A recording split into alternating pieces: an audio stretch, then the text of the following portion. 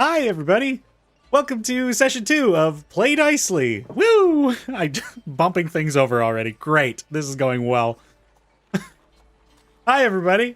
Hello. How's it going? Oh, it's fantastic. Oh, session 2. Clearly, I'm racked with nerves because I'm bumping my set all over the place. You know, one session I figured would have been good, but nope, here we are, session 2. And you guys still want to play this? More than anything in the world. Yeah, dude. Oh. I've literally just been counting the days down since our last one. I was like, okay. Aw. Please let me live in this fantasy Truly, world. actually, yeah. 14, 13, Same. 12. My calendar is just a bunch of X's. Days I am not recording Dicely. Oh my X. goodness. X. Oh. I am Just still... days that suck, and then every 2 weeks, this is a great day. Days that suck. You guys better not be saying this just on my account, because that's too sweet. Oh. I know what you're talking about. Once again, I'm joined by this lovely crew. Adam Brewer, Anthony Saul, Christy Clow, Dallas McKenzie, Logan Cracknell, and Ryan Worthing. My fantastic players. Oh. Very excited to continue this story that we've begun to delve into. But before we get to that, just some quick announcements. In the first session, we were recording on Discord, and there were some like video issues, like things turning green and all that. It's not a big deal, but we're now on Zoom, so hopefully those issues won't be a thing at this time. But we'll see how that goes. First shot, we got through it, and it was a lot of fun. So there's that. Also, we were mispronouncing Logan's character's name in that entire first session. I Whose should have fault was corrected that? someone, but I didn't.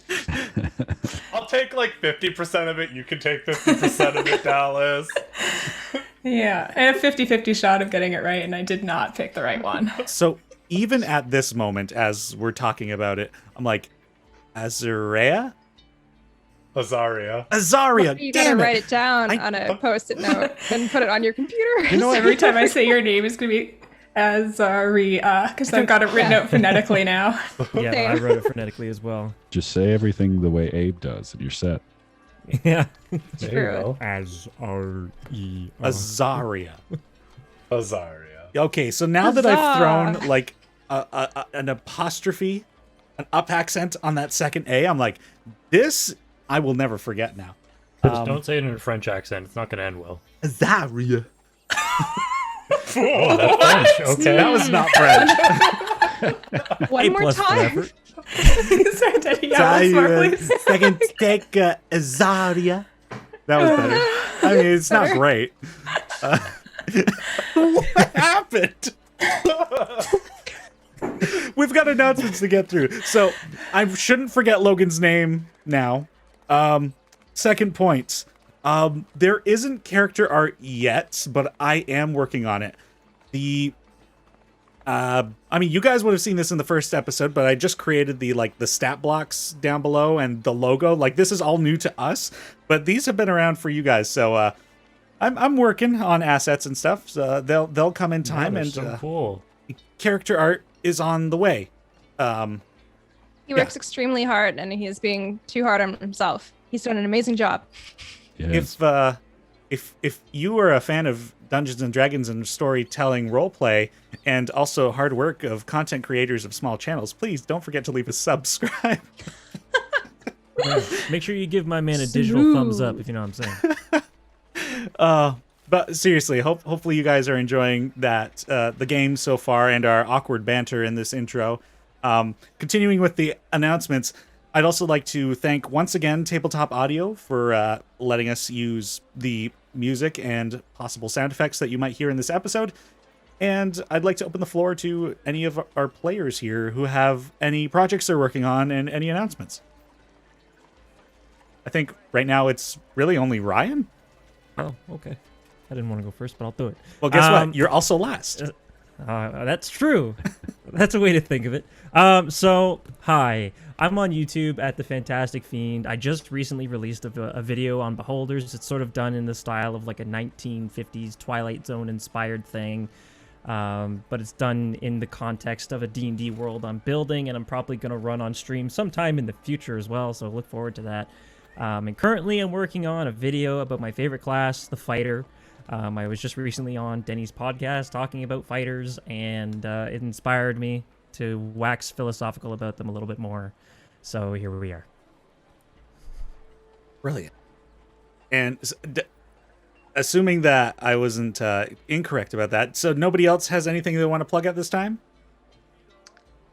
All I have to plug is this. So done. If you're watching this, Watch good job. this If you're right watching now. If you're watching this, keep watching this. Yeah, you can do it. That's an easy check mark for you. So Yeah. You are doing a good job. Proud of you. Thanks me. So thank you everybody for tuning in. Let's get on with this adventure. So, in our last session, you had all come together in the city of Starcross. Elowen, you were found unconscious and were revived by almost all of the party members here, with the exception of Azaria. You can't see Logan on screen right now, but he has confirmed that. And you've all made your way into the city of Starcross and have found that they are preparing for a celebration, the Rainbow celebration. And the city is busy. There's plenty of people running about and outsiders, and yourselves included. And shenanigans ensued. There was a chase of chickens, which you had to recover from various parts of the city. Azaria, we left you with a favor that was asked of you to deliver a glass flower. And you guys kind of got to know each other a bit more with your one-on-one interactions and your own personal goals. But otherwise, you're here in the city of Starcross enjoying the festivities with your own objectives in the back of your mind, at least at this moment it seems. So, we have started the second day. You have all gotten up, had your breakfast. Gideon had a venture of making plenty of eggs with the Argon folk that you helped, named Karina. And there was a sandwich board with a bunch of sign-ups on it for many different activities that are going on today. It's about 9-10 in the morning right now, and there's apparently going to be a big mayoral celebratory speech that's going to be held at noon. So, if anybody is interested in signing up for any of the events, please let me know. And I think I already signed up for whatever the axe one was. yes, there was a stump chopping contest. A stump chomping? Gonna eat? You know what? Never That's mind. completely Anyway, different. yes. No, I mean, that's I'll do it. It's fine. roll a con save. I think I already also signed up for the lizard racing, not knowing Yes. what it was. That is one of the few. So I'll go through these again with you guys. So there are 5 different events. Not all of them require you to sign up in advance. Some of these are just kind of show up and like whoever is there can participate. The stump chopping contest is one of the ones requiring sign up, as well as the dancing contest requires a pair. As well as the appraisal competition, which seems to be merchants have donated items and people have to guess how much the merchants valued those items at. And then the other 2 that don't require the sign up are an archery competition and the lizard race.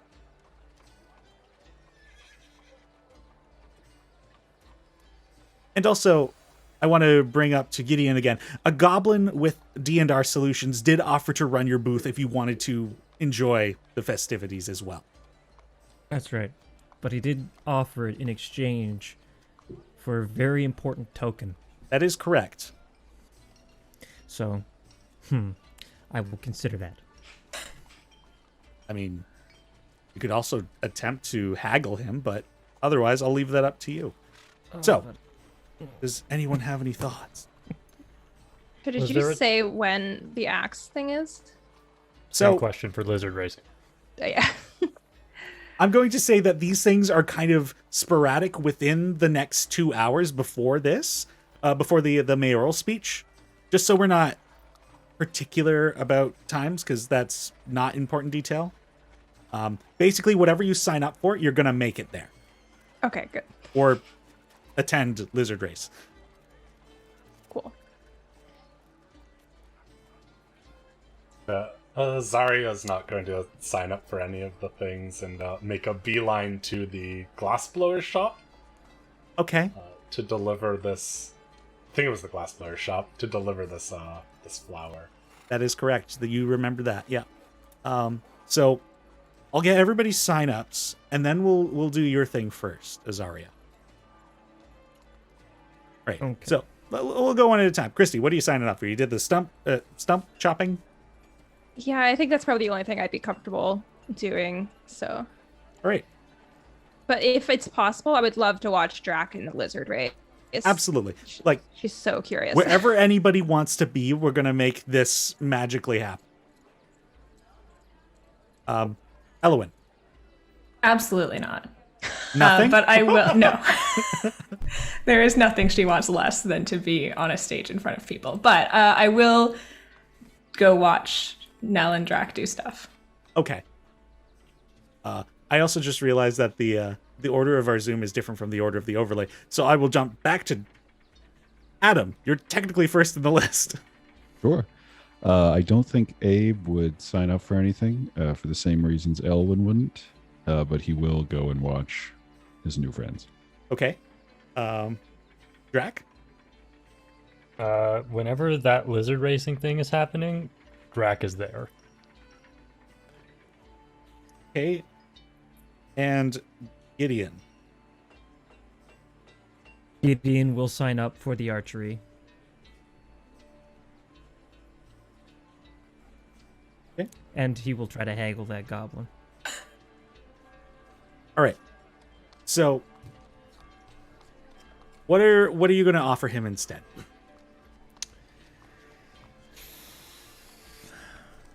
Well, here's the thing. I got 2 of these, and they're typically used for a big favor. And watching my cart, it's a favor, but I'd probably say it's a medium-sized favor. Not exactly a large favor. Not really worth my token, which I have 2 of. So, what I can offer you instead, my friend, is a potion of healing. Oh, were you the one that kept the potion of healing? Mm-hmm. Interesting. Okay. You know what? That's It's a fair value. One of those will run you about 50 gold pieces. yes. You're not wrong. Can I have you make a persuasion check? Certainly. Please, dice. Please. Please be kind. Damn it. All right. So, Gideon, you have rolled a 9. That is correct. Now, as a businessman, The goblin that offered you does. I don't have much use for healing potions unless I'm going to resell it, which we get them in occasionally, but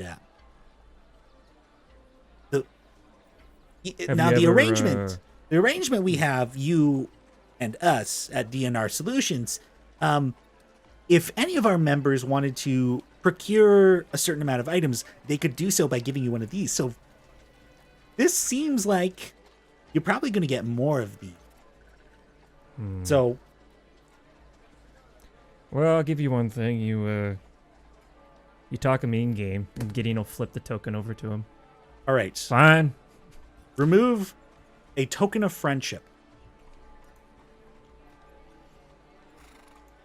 All right, token of friendship. Where did I keep those? D&D Beyond, so busy. I'll figure it out.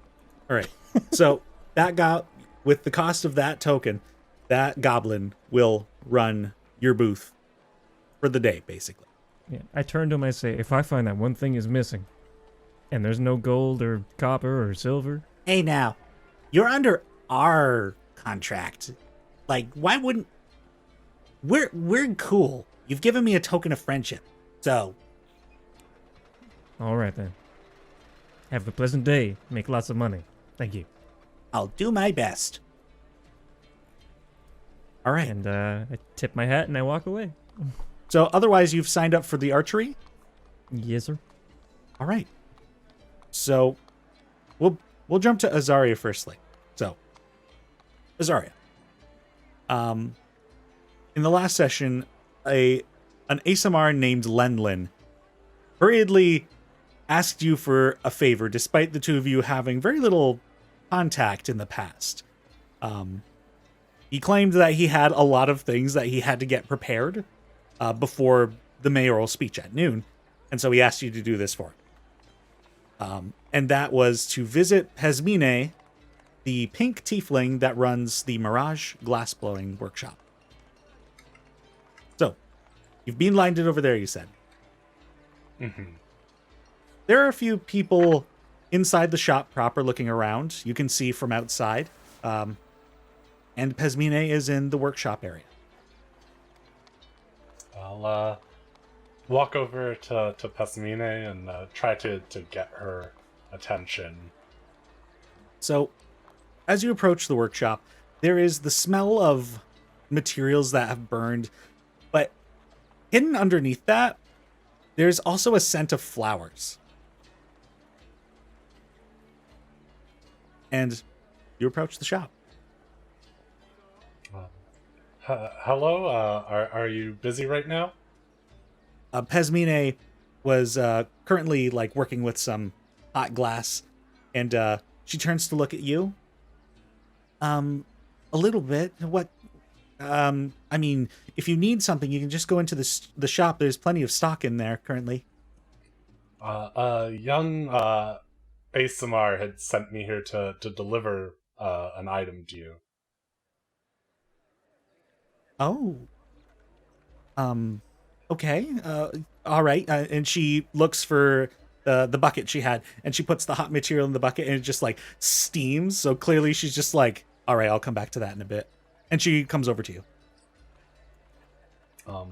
Lenlin wanted me to give you this glass flower. She is shocked to hear this and holds her hand out. And gently place it, not wanting to break this thing. He said to meet him at the botanical gardens before the mayoral speech today. She's busy holding the flower, just looking at it.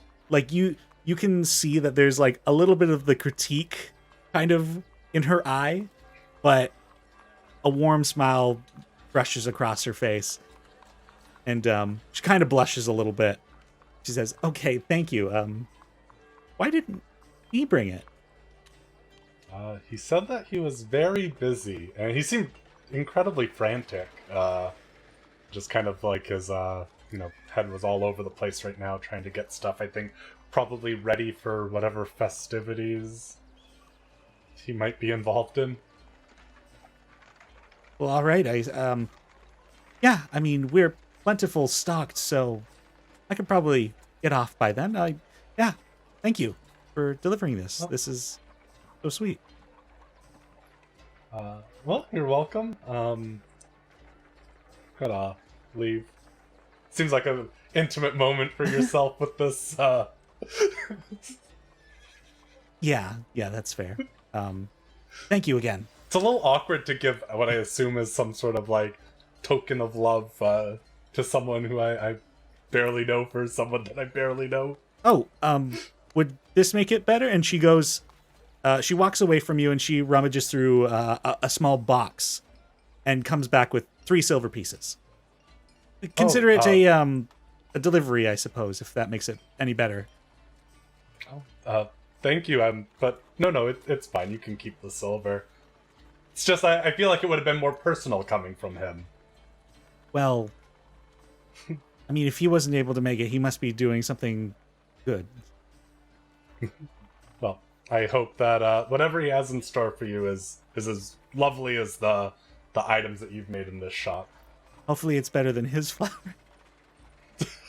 No, he did a wonderful job. I didn't know he even knew how to work with glass, so this is very sweet of him. Anyway, I don't want to keep you. Thank you again. All right. Oh, no problem, and see you around.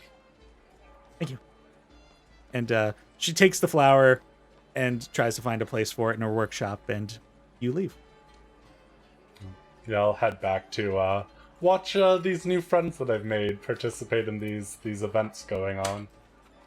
So before we get to any games, did anybody want to interact with any of the other players? I think I probably would have awkwardly waved at Rhea if I had seen them walk past, but I don't want to be too forward, so. All right. In that case, the festivities get a little more excited as people begin to crowd around certain areas. There are different locations within the city that seem to be hosting these different events. This first one is actually hosted just outside the walls, outside one of the main entrances to the city. And Christy, you're up first. We're doing the Stump chopping competition. Wow, that is so hard to say. Truly, though, I wrote it down in my notes, and I almost wrote chomping. It's quite the mouthful. So Stump the chopping. the rules for this contest. This one is pretty easy. There is a 10 silver piece entry fee. Oh, I have that. No, it's fine. Yeah, it's a gold. Most of these the currencies are going to be measured in silver because it's a more common money amount. Yeah, so 10 silver piece entry fee.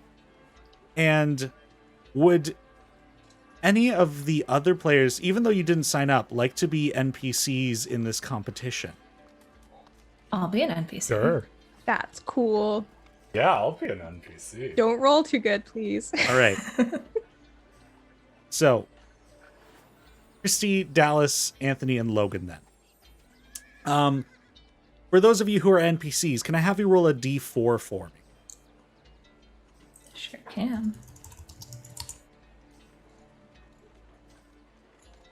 All right, so Logan got a 1, Dallas got a 3, and Anthony got a 3. So this is going to be your strength modifier in this game. So, the Stump chopping contest, an announcer comes up and begins to give you the spiel. So what we're going to do here is we're going to hand each of you a woodcutter's axe, and they begin to hand axes to each of you, the 4 of you. And see here, and there are 4 stumps, 4 really large stumps that are brought out. So the goal is very simple. The first one to cut their log in half wins. Easy. There are prizes for first, second, and third. Whoever in fourth will not get anything. So, in the meta, each stump has an AC of 15 and 30 hit points. The first one to get their log to 0 hit points wins. So, the woodcutter's axe each does a D8 of slashing damage. And, yeah. So, Christy, minus 10 silver from your inventory, and we're each going to do attack rolls, basically, is all this is. Can I just... What's my... Is it the same, modifier that I would do for my greatsword? Are you proficient? I mean, yes. You're proficient with simple weapons, yeah? Yeah. Okay. Yep. Okay, So, cool. you can add your proficiency and, yeah, basically whatever you would add to your sword. So +5. Yeah. And actually, now that you mention it, the NPCs would also add a proficiency bonus because it's a simple weapon. Most everybody is proficient with simple weapons. So add an additional 2 to your numbers. I rolled a 7. Okay, round 1. Christy rolled a 7. All right, NPCs, also do your rolls. 8. Elowen, how dare you? I am not Elowin anymore. Oh, true. Oh, so upset. Okay, so now I gotta figure out how to do this. Logs are too dang thick. Can't cut through. All right, so did anybody beat 15? I did. Okay, and roll for damage 1d8 plus your strength. Ah. 9. All right.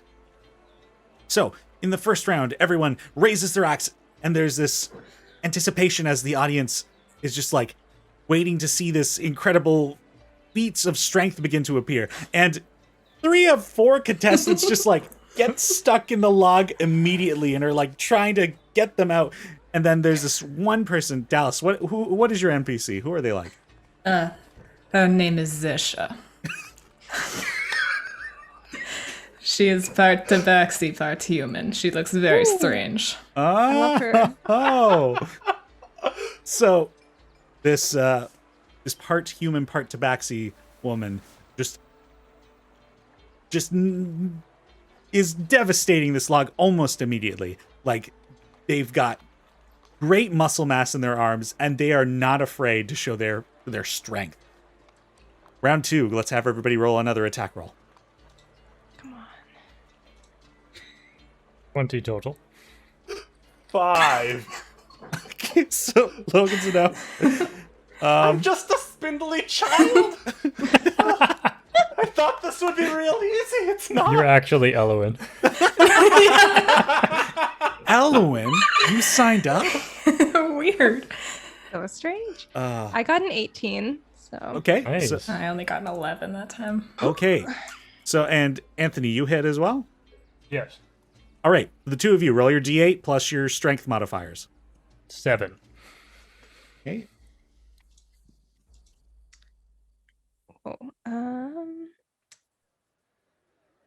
That is a 9.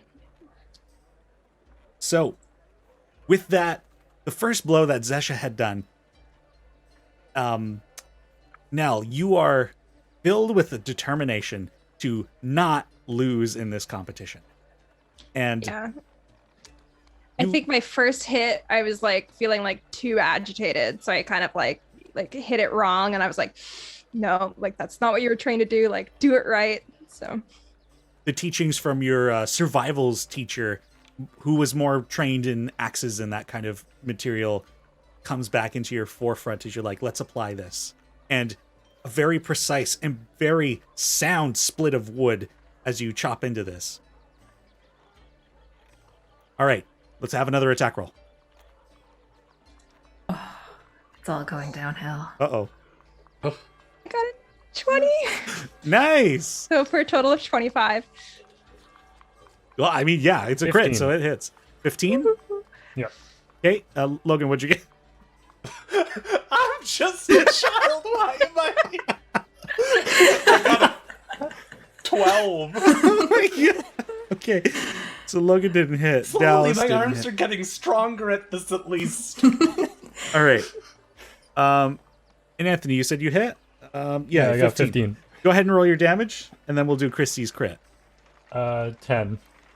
And a huge decisive blow from Anthony. What's your character like? My name's Arlo. I'm an old ass Asimar, but I'm stronger than I look. Yeah. One of those really like creepily buff old men. Yeah, Yes. exactly. Ugh. Like, he's Thank you. wrinkly, but you can see the muscles through his shirt. Oh boy! All right, Christy, let's roll your crit. So I get to roll 2. So the way we're doing crits in this game, as with many of our homebrew games at this point, You're going to do the maximum D8 on one die, and then roll a D8, and you're going to add that and your modifier. Okay, I only rolled a 2, but that's +3, so 5 + 13 total. 13. Nice. Quick math. Great. So, it's just a matter of like the mechanics of just repeated motion. You know how to do this. And though this is a huge piece of wood, you're going to get through this no problem.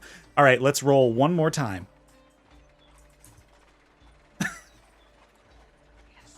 Total of 23. 11. 20. Oh, the No, wait, child. that's Sesha is a no. Oh, okay. Still though, impressive for that child. More than 15. I can math. All right, 18.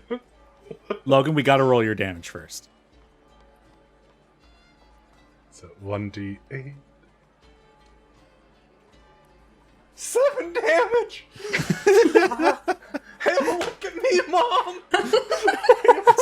So it's at this point, this child just puts this axe into this log, and they just start freaking out and turn to the audience. They're going to lose their next round. They're just like, Mom's not here. Oh, no. child forfeit?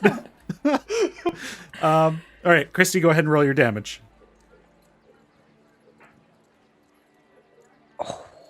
Uh, 10 total.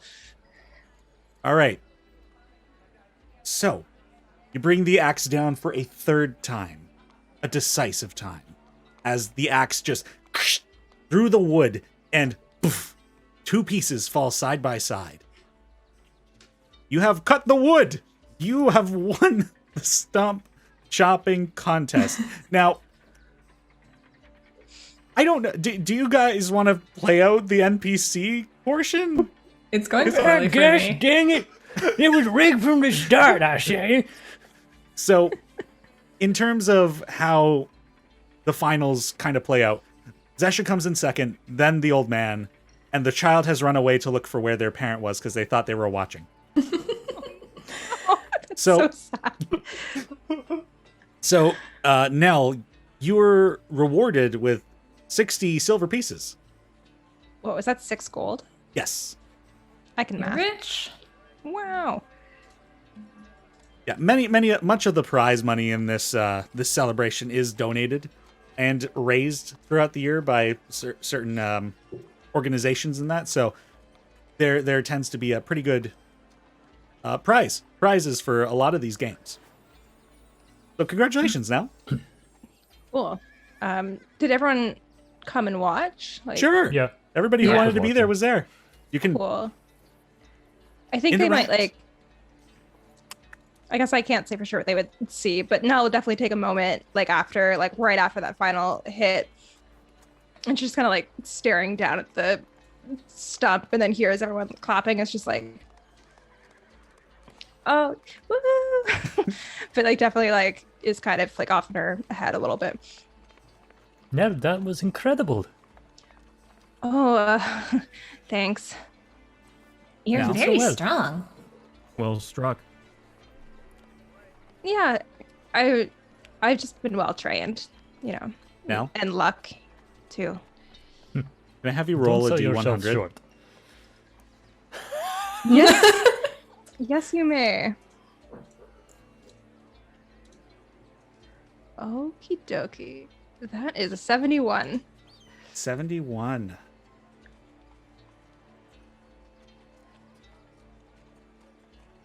So, Uh-oh. What is this? pick a personal effect on each of your persons. What? Everyone else or me? You included. Each party member, whoever is present, pick an item you own. Uh-oh. Okay. My My poncho. small knife. You know, this is a fair point. Let's go one at a time. So, Nell, we'll start with you because this is on you. Oh, fuck me. I'm afraid to pick something I know is good. I So mean, I'm it can be an article of clothing. It can be your backpacks. It could be just something. Like, it doesn't have to be Okay. huge or significant in any means. Like, go ahead. Is it really shitty of me if I just say like one of my earrings? I will say it's got to be an item larger than a foot cube. Fair. Okay. My torch then. Okay. For my kit. Okay. Elowin. Can I pick a dagger? Or does it need to be bigger? Dagger would need to be bigger, yeah. I don't have very much. Oh, I have a spear. What? I don't know why I have a spear. I'm Who just gave looking this at child mine. this? I'm not a child. So funny. Okay. Okay. I don't cool. have very many big things. I'm a tiny person. No worries. Go with it. We'll go with the spear. Sure. Abe. I guess one of my javelins. Okay. This is going to be very strange. Drac. Oh my god. My mess kit. Okay. Cool. Gideon. My poncho. All right. And Azaria. My common clothes. So, as you've all gathered to congratulate Nell. Also, these weapons are on your guys' persons at the moment? Where else would they be? I mean, in the places you stayed? I don't know. But in any Technically, case, we're not allowed to be carrying around weapons. technically According you're to- not allowed to withdraw them. You are allowed to have them on your person, but you can't draw them Oh, within the city okay. limits. You're not even in the city limits right now, so that's even... True. So, No rules, baby. it's law land, or lawless land now. Anyway, so as you're all meeting up with Nell and congratulating her on her competition, there's just this like rush of wind that runs by each and every one of you. It almost feels like somebody had just run past you and is just like spinning amongst you. And the immediate thing that strikes most of you is this ripping sound from where Azaria is.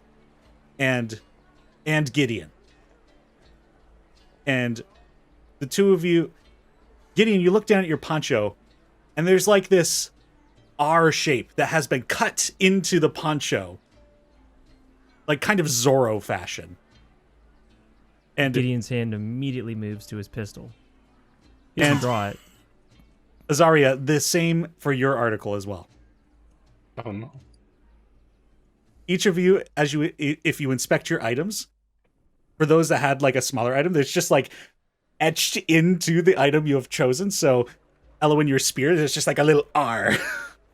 And yeah, and same with Abe's javelin, Drax mess kit. It's just branded with this like straight lined R.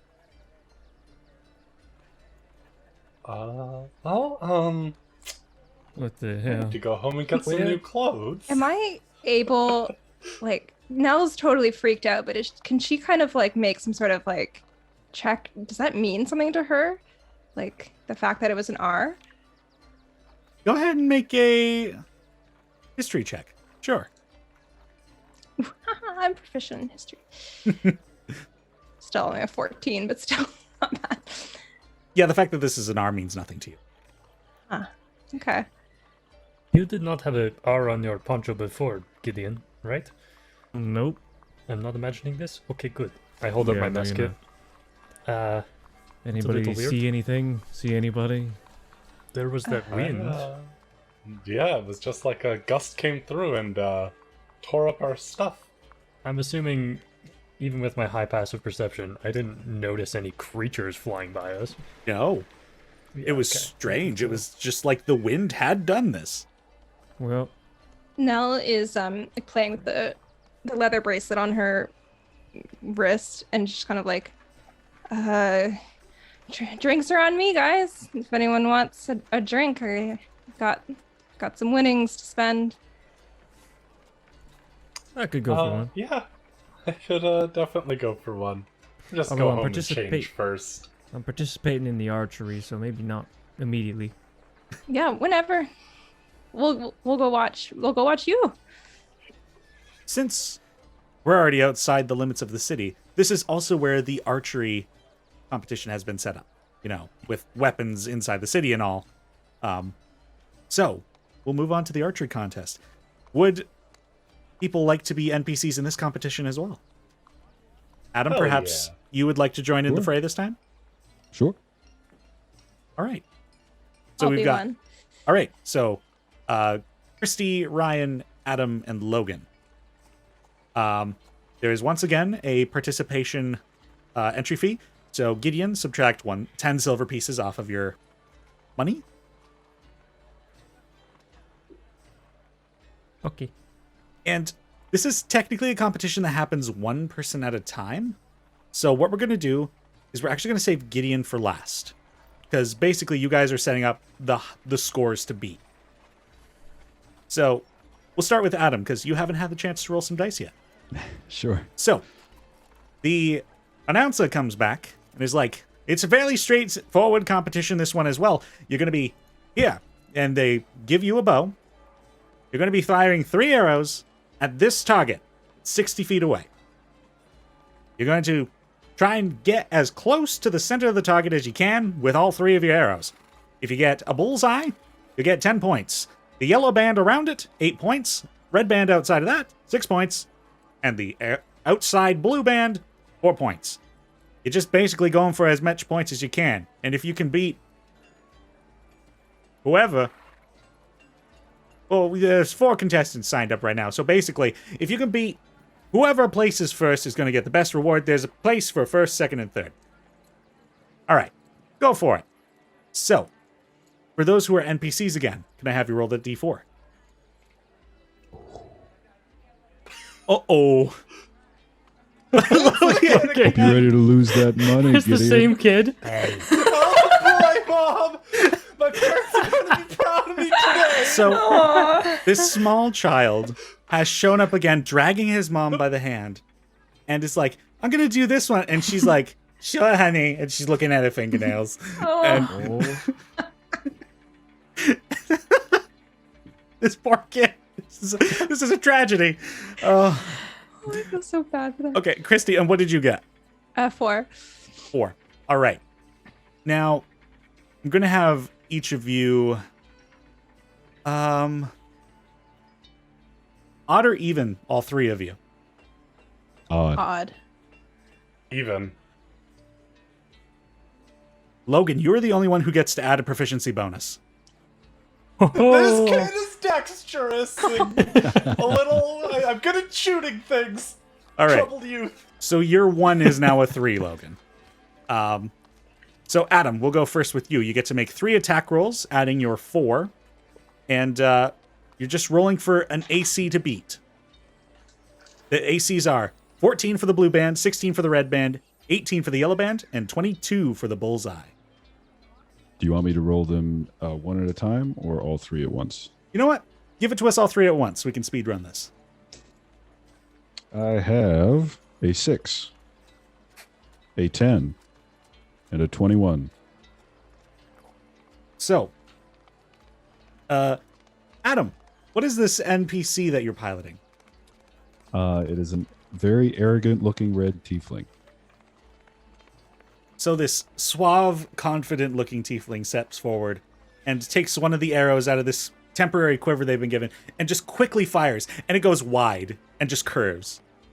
And like just a face that is just stunned at the audacity that arrow could have missed. Quickly does that quick draw again and fires again. Curves around the opposite side, just going wide again. You breathe, draw the third, actually aim, and fire. And you get a bullseye. Nice. Wow. What a story. So Was it 21 or 22 to hit the bullseye? you are correct in that. You do not get the bullseye. It's 22 to get, yeah. Oh, so you hit the yellow band. You know, this is even better. So, in this round, you have earned 8 points. If only your hubris. We'll move on to the child. Oh boy. Roll your Oh, 3 maybe this d20s. time I won't come in last. 6, 12, 14.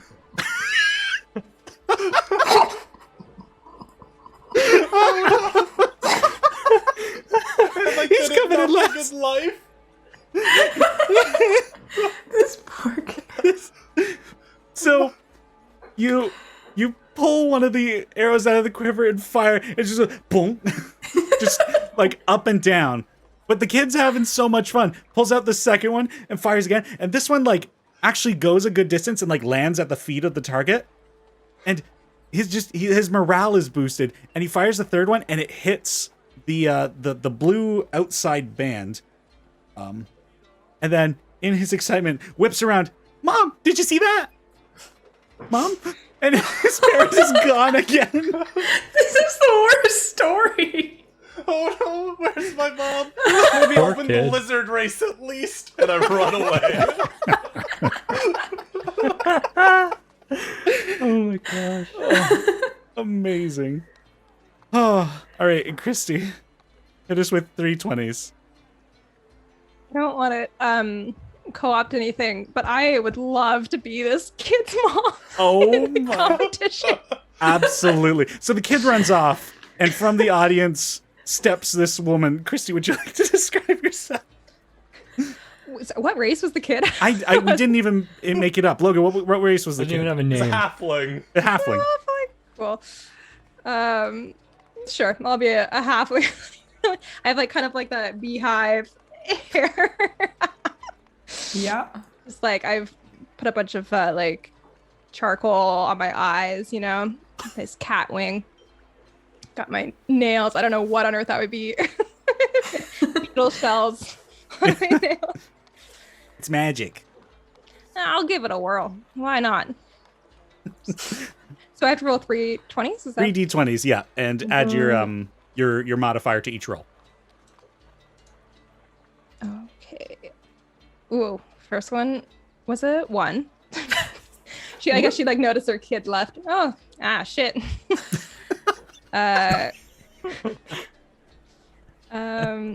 So 6 plus 4 is a 10 for the second, and then a dirty 20 for the third. There's this consistent pattern of miss, hit.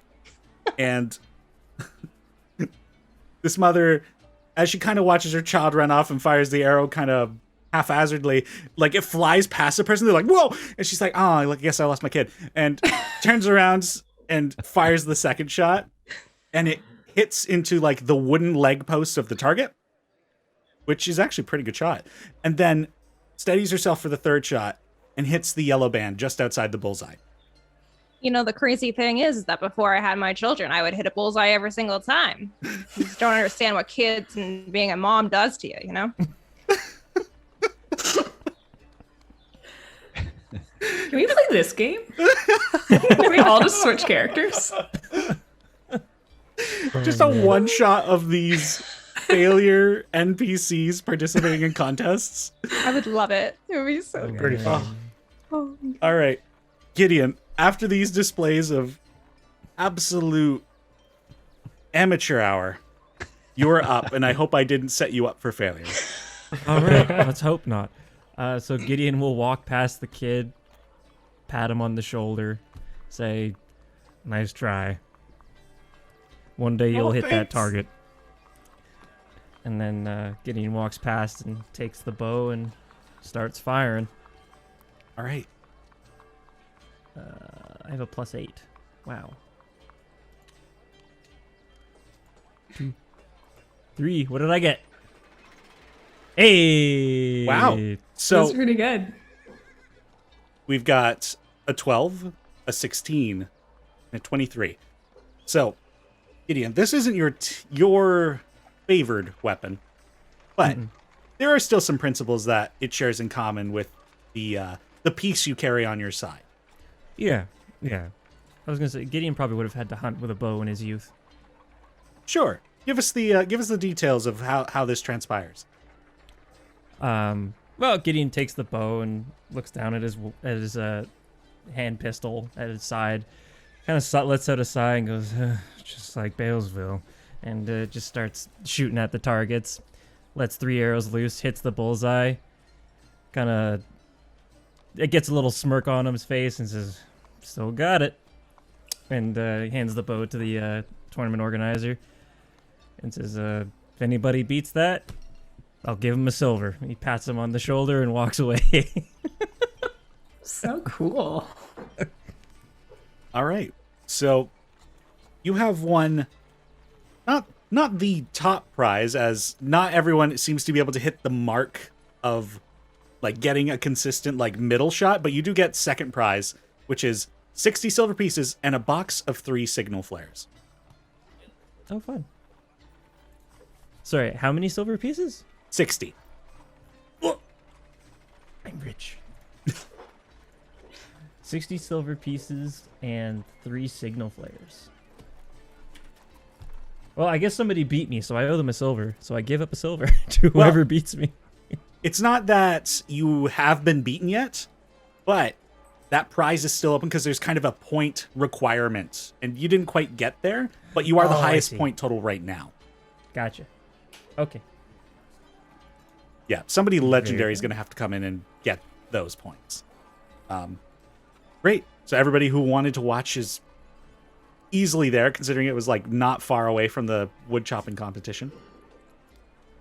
Did I say chomping again? You certainly did.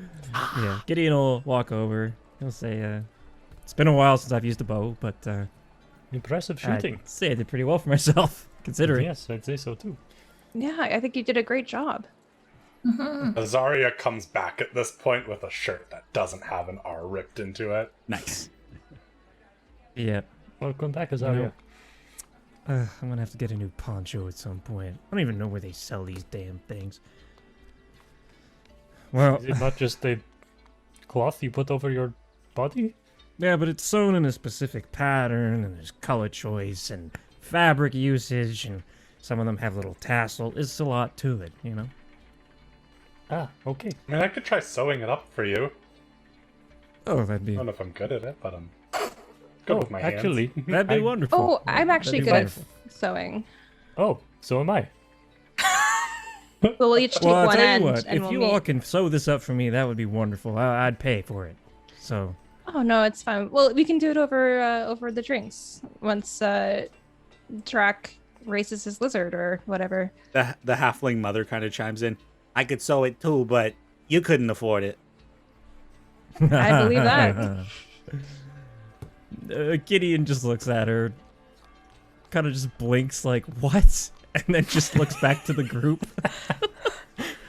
The child comes back in a lizard outfit. Oh, are you gonna watch me race?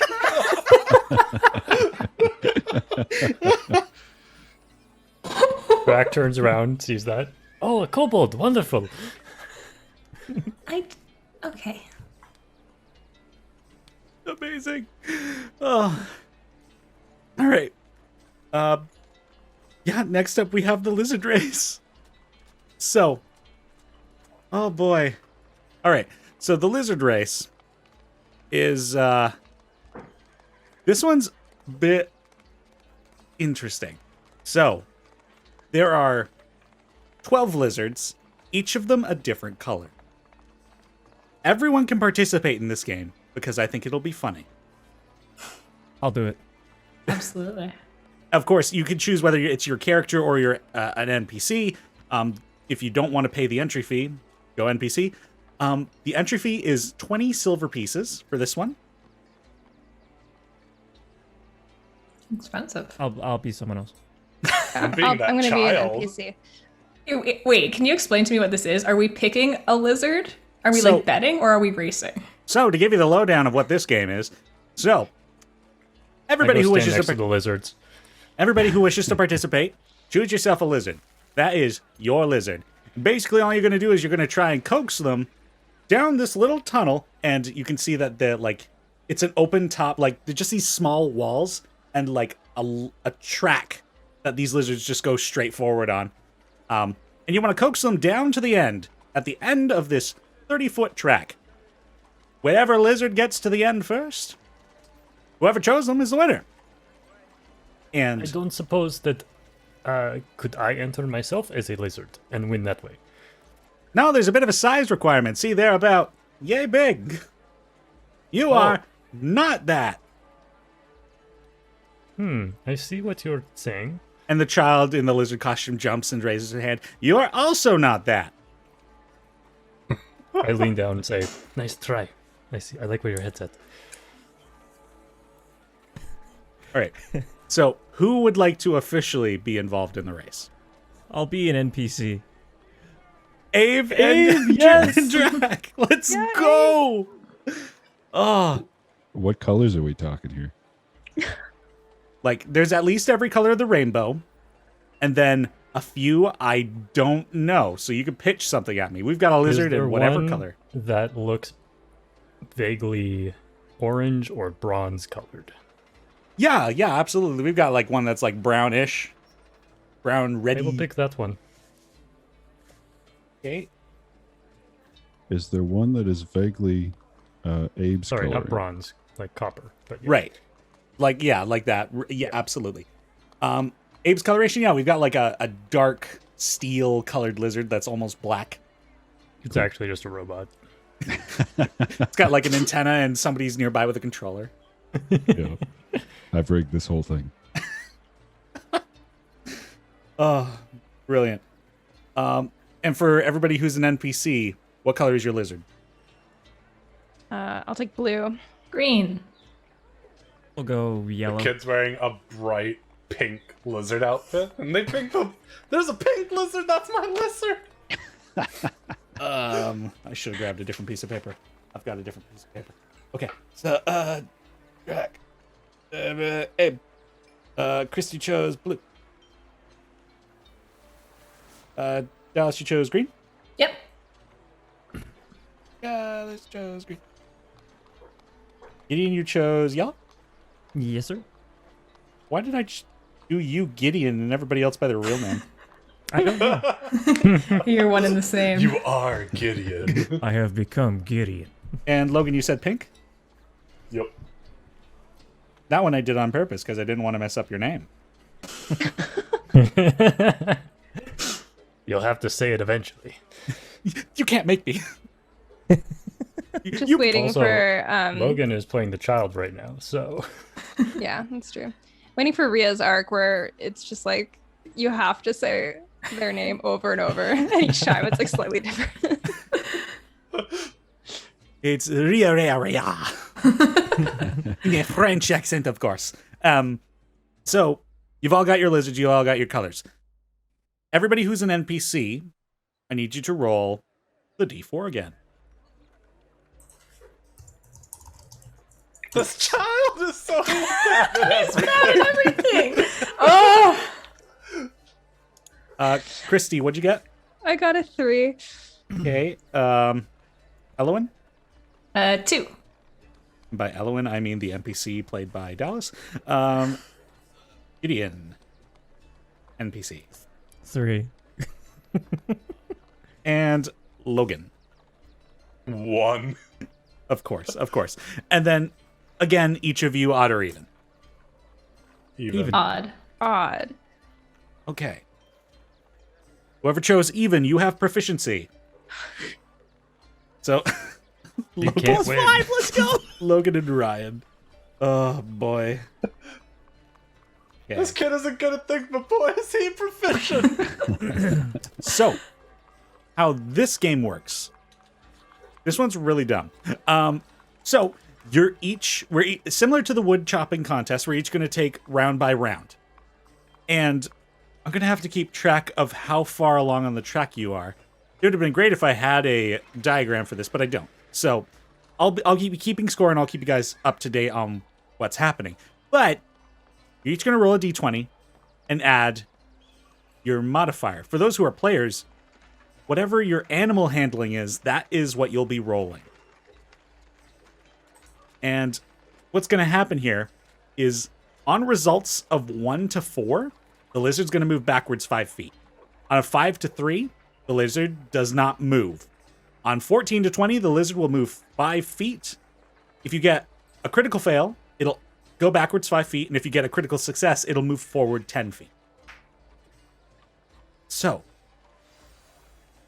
the players, you've both subtracted 20 silver pieces from your monies. Yeah, should do that. Yep. All right. And Minus- similar to the wood chopping competition as well, there's going to be a first, second, and third place prize. Wonderful. All right.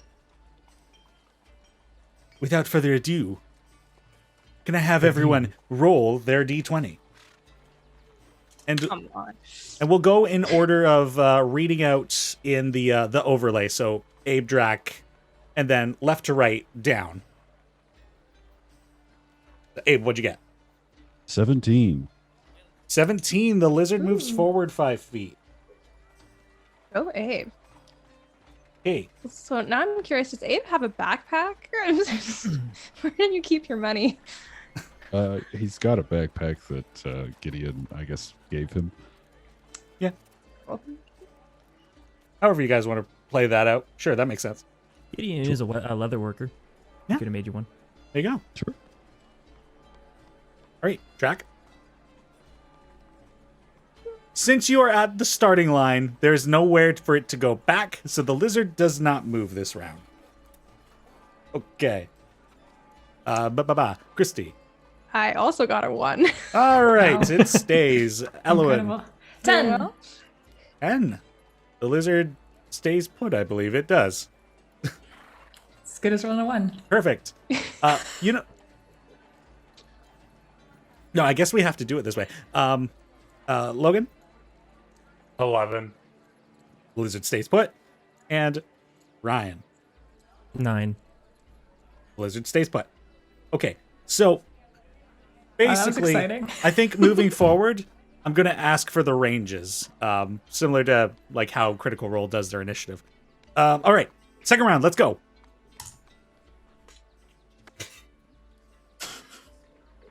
All right, do we have anybody who's got 14 to 20? I got a nat 20. Oh, Plus 3. 20. okay, so the nat 20, you're moving 10 feet forward. Hell yeah. The I'm blues the mom. lizard, take off. I'm the Sorry, mom what again, by range? the way. What range did you ask? 14 to 20. All right. 5 to 13 doesn't matter. Anybody 1 to 4? Nope. Great. Let's go again. Seeing how far ahead some of these lizards are, Drac drops down and stares across the area at his lizard and says, "Come here, please." And I will cast command on the lizard and tell it to approach. You're cheating? In the command spell, does it specify that a creature needs to understand a language? Oh, if it doesn't understand my language. Damn it. Yeah. You say it in Draconic. It's closer. I don't think a lizard speaks Draconic, unfortunately. The lizard does not comply. Well, Good cast thought. spell anyways. Good effort. I appreciate that crafty thinking. All right. Anybody 14 to 20 again? I got a 14. That takes my roll, right, Denny? No, that's fine. We could say it was okay. between. And Logan, you said you got one as well? Got a 15. Hey. Right. And Anthony, you're not 14 to 20? Anybody 4 to 1? standard. 4 to 1? Nobody? Great. So the blue lizard and the pink lizard continue to make progress. Right now, the blue lizard's in the lead with Abe and pink lizard pretty far behind, and everybody else hasn't moved. Go again. Hopefully everybody at home, you're into lizard racing. This is the worst. There we go. All right. 14 to 20? 18. Oh my 17. god, everybody! Okay. So blue, Gideon, not Gideon. You moved 5 feet. Logan moved, and Anthony moved. Yeah. Even though you weren't able to communicate with the lizard, I think it realized the emotion you were giving off, and it's like, okay, I'll do better. Aw. He'll be fine. So far, Dallas hasn't moved. And No, this Chrissy's is not going well. and Chrissy's 20 feet down the line. All right. Roll again. Round 5. You know, I don't know if I need to roll, to be honest. Do you forfeit? No. How dare you? All right. 14 to 20. My God. Look, it's easy. You just ask the lizard, and the lizard goes. Sweetie, just do better next time. Any other lizard folk? Other lizard folk here in this town? There are the occasional lizard folk, yes. All right, there will be a lizard folk simply watching their lizard, saying, "Go, small one. Go, small one. Make your way to the finish line." Yes. It doesn't move. Your mother would not be proud. Is this your child? Inferior version of myself. Did anybody roll a 4 to 1? No. Okay, great. Nobody's going backwards. So that's superb. Roll again. Round 6.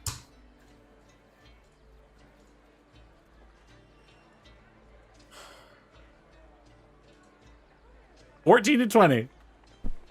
Damn straight. All right. So that was Abe moved. This Gideon lizard is like the child I never had. Standing next to her child. This little halfling just starts crying. Oh god. Halflings, neither of the Logan, yours didn't move, and Dallas, yours didn't move. No. 4 to 1. So, at this point, the blue lizard rushes past the finish line. This lizard was just like one of those like water walking wizards. Like it casted a 3rd level fireball. No, I mean it was a water walking lizard, and it just like got up in its hind leg and just like booked it down the track. Like it did not stop. I think it had an aura of fear from the lady. That's my boy. Wow. Okay. So Christy, you have come in first. Ain't no thing. Right now we've got Logan in second, and Gideon, Abe, and Drac tied for third, with Dallas having not moved. He's just warming up. He's gonna get there. This is round 7. Let's go. 3 nat 20s in a row for Dallas. Here we go. Here it comes. Uh-oh. Okay. 14 to 20. I'm in it. I got a 20? 21. 22. Did anybody crit? I critted. Okay. So that was a Dallas crit, so 10 feet up. I just needed Anthony to believe in me. Gideon, Yeah. yours was not a crit. If only I could believe Not a in crit, myself. but a 21. Okay, anybody else? 14 to 20. Okay. Anybody 1 to 4? No. Okay. Oh boy. Everybody Where else is Dallas, like, right with the rest of us now? Yup. And I Gideon told moved you. 5 feet ahead? Or 10 The feet ahead? lizard folk and the child's lizards have moved slightly ahead. So it's Cool. those two are at 15 feet. They're halfway down the race. The rest of you are at 10 feet. Roll We're again. only halfway done the race. We'll only go to whoever ends up in second and third. Yeah. All right, lizard, believe in me the way that my mom doesn't. Hey, there's a There you go. roll. All right, 14 to 20.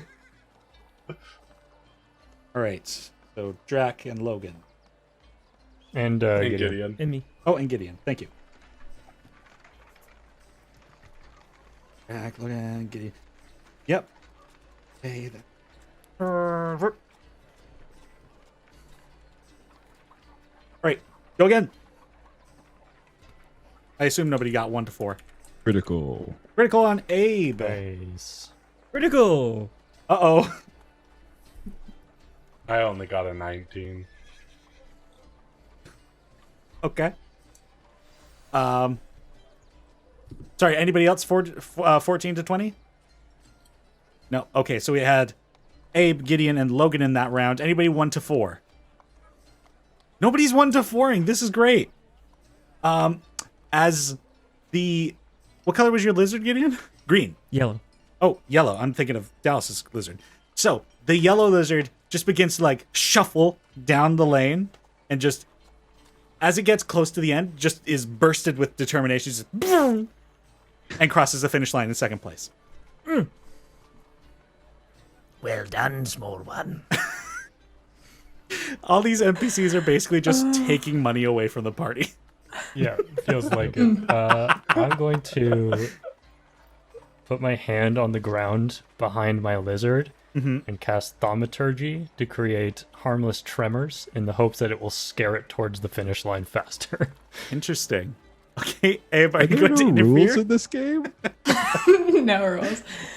I don't think I'm there anymore. I don't care. All right, so we're going to drop you? It doesn't matter. I'm leaving this place. The green lizard wanders Abe out is- of its track. Abe is going to get down at the track level, look his lizard in the eyes, and say, leave. All right, we're going to go another round. The two of you can have advantage. Hell yeah. That's so Lord knows funny. I need it. Natural 20! Oh. Wait, on the last round, did you get 5 feet as well? No. No, okay. The natural 20 here. Abe, 18. you're moving. Oh my god. Anybody else 14 to 20? Am I still rolling? No, finished, you're right? out. You've come in second. Cool. All right. And Dallas is out. Basically, it just means Logan, Drac, and Abe. Okay. And Logan, you didn't get anything? No. So, one lizard has gone haywire and has wandered off the track. 3 lizards remain, and all 3 of them are 5 feet away from the finish line. I need the 3 of you to This make kid, seeing what Abe did, gets down and is like, Barley, as like low as his little prepubescent voice could go. All right. So, I'll need you guys to make one more animal handling check. Logan, you're making yours with disadvantage. Yes, it goes backwards. Crit fail. I made the saddest NPC. I'm so happy. I got a 23. Damn it, I got a 21. Well, I gotta give it to the higher roll. Drac comes in third. As the copper lizard rushes past, but not far behind him, the steel-colored lizard. I run over and scoop up the lizard and say, "You did so well, but you're not Buzz." And I put him down. Congratulations, sorry to interrupt the awkward moment, with 40 silver pieces for third place. Thank you. Thank you. And he begins handing out rewards to other contestants. Christy, you get yourself 120 silver pieces and a brass ring that never tarnishes, except for you were an NPC, so you don't get that. And Gideon, you would have gotten 80 silver pieces. But I was not Gideon. The thing is, if I hadn't been the mom, I wouldn't have won. So It was... I don't Did think bring Gideon that would've mom won. energy. it was I much think more that- thematically important that this mom just beats her child. This lizard. This is the story we want to tell. I For think your the viewing lizard enjoyment. folk is what made it, Oh, the shrill tone, the I'm so glad you guys are like basically DMs yourself, because these NPCs you have been creating. I haven't created an NPC this session yet. This is great. Not. You created that mom. I just took her. Oh, you know what? That's fair. I did create that monster. I love her. She's great. Oh boy. Stay tuned for more adventures of Mom. So, there are 2 other contests if people want to participate. Otherwise, we'll let them fly by and they'll just be in the background. Gideon, wouldn't you be good at the appraisal one? I mean, maybe. I find that a lot of merchants sell their stuff for a little bit more than they're worth, so I don't know. Personally, I like to sell a little lower. If you guys, But you could use that knowledge. I suppose, but I don't if you know. guys want the rules to the other two contests, I can tell you those before you decide. Sure. Yeah, Hit sure. me Yeah. with the rules of Yeah. the appraisal. Sure. So the rules for the appraisal, it's kind of a Price is Right deal. You have to, you're presented with an object. There will be 3 different objects, and you have to get as close to the possible, or as close to the answer, the price of the item, without going over. Each contestant will make an investigation check when each item is presented, and whoever gets highest, or I should rephrase that differently. So whoever gets the lowest result will get 1 clue and then get the chance to guess. The next highest person will get 2 clues and then guess. So basically your chances of guessing in the right price range are better the higher your investigation check was. And you're going to send these clues secretly? No, because like it's basically, for example, if Gideon got the lowest one, I'd be like, it's less than 10 gold pieces. You make your guess now. And then Drac, if you got the next highest okay. investigation, I go, it's also more costly than 2 gold pieces. So it begins to narrow that gap. Right. Okay. So he would have to lock in his guess before the next clue is given. That's right. I see. Gotcha. And the better your Okay, sure, I'll do investigation that. check, That you can sounds just fun. Price is Right them. That sounds fun. Azaria will join in on that one. Yeah. I think Yeah. I'll try that one too. Yeah, sure, why not? Can't I had a imagine I'd be feeling any if I good at read the guessing rules. things.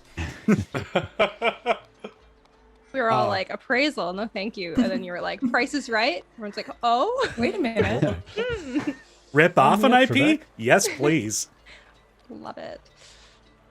All right. So who did we have sign up for this contest? So Zarya, Gideon, Elowen. Do we have a 4th at all? Or are we just sticking with... All right, Drac, are you going to be you or are you going to be an NPC? I will give it a try. I don't think I'll be very good at it, but I'll try it anyways. All right. So the entry fee is 30 silver pieces. However, you are the only ones competing because there is enough contestants. Okay. Now my wallet. So congratulations on keeping money in the party. I mean, that's fair. Should have done this earlier, maybe with the other Wait a ones. minute. Wait, we just... I duped them. They saved money initially, but they lost overall. It was like a role play decision to not make money, so I chose the poor life. I'm a starving artist. Ah, brilliant. All right. So, first up, you guys are brought onto the stage that was constructed in the central in the central market where the fountain and all that is, and that there was that stage that got built. So you're all brought up there, and an audience kind of gathers around to watch you guys play this, basically. And the announcer comes up and he tells you all the rules that I had already explained. And first up, we have, and somebody brings up on this like piece of cloth, a glass swan made by Mirage Glassworks. And it's just this nice, like, it's got a bit of a pink hue to it, but it's still semi-translucent. It's very nice. So, for each of our contenders, can I have each of you make an investigation check?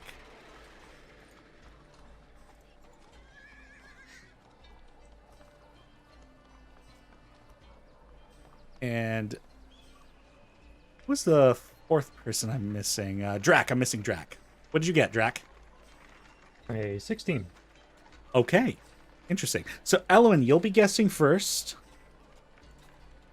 And Drac and Gideon, I need you two to re-roll.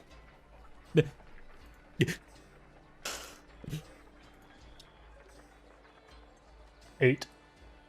Gideon will not be going next. It'll be Drac going next, then Gideon, and then Azaria. I get it? Zarya with the big brain. Yeah. Yeah! Yeah! Everyone after this is gonna re-listen to this, being like, Azaria. This is the episode filled with the correct pronunciation. Rewatch it and learn. All right. So, Elwyn, the clue you get is we're looking for an answer in silver pieces, less than 100 silver pieces. Okay. 75 silver pieces. 75 silver pieces. Drac, your clue is more than 20 silver pieces.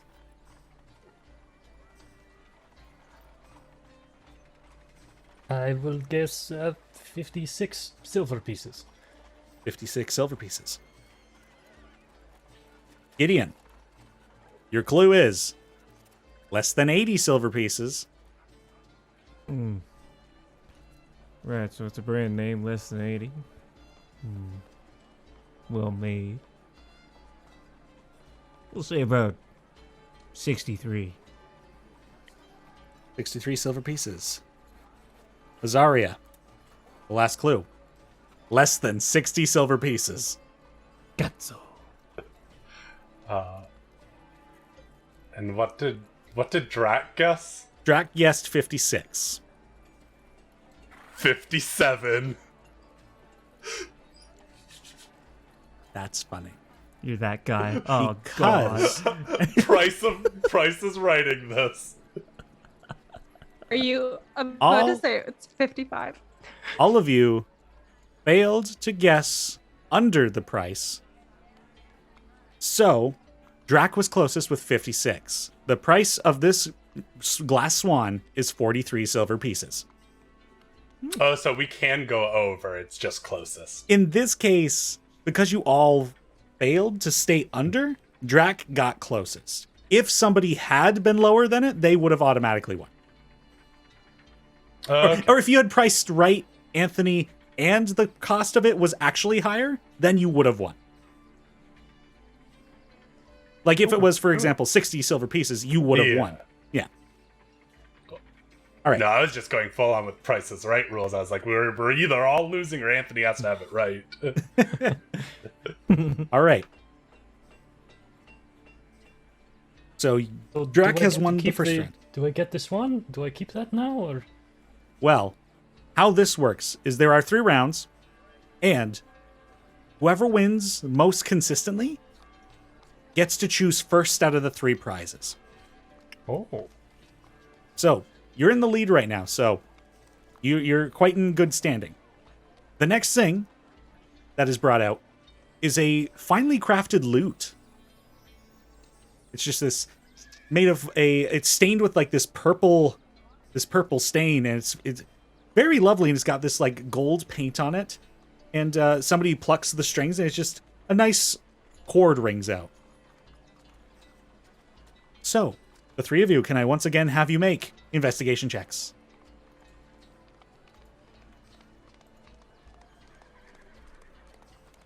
Great, and everybody read me out their scores one at a time. 14. 14? 23. 18. Whoa. All right, interesting. So, Azariah is going first this time. Drac, you got 14. You're going second again. Gideon with an 18. You're going third again. And Elwyn will be getting the last clue. Great. So, Azariah, the clue you get. We're looking for an answer in gold Azaria. pieces. Zaria. We're looking for an answer in gold pieces this time. And we're less than 50 gold pieces. 34. 34. Drac, your clue is more than 15 gold pieces.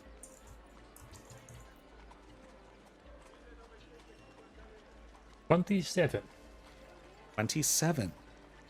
Gideon, your clue is more than 25 gold pieces.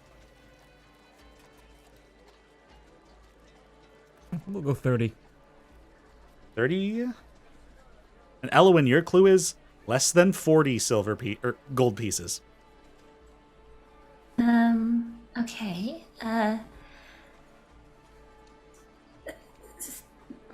35. Price is writing Azaria. It's only fair, right? Elwyn, that got you exactly what you needed. The price of this loot is 35 gold pieces. Nice. I can't believe you did it.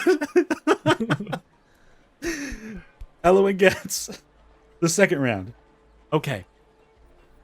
For the final round, somebody brings out this, like, a brass-like tube, and they pop it open with this twist end.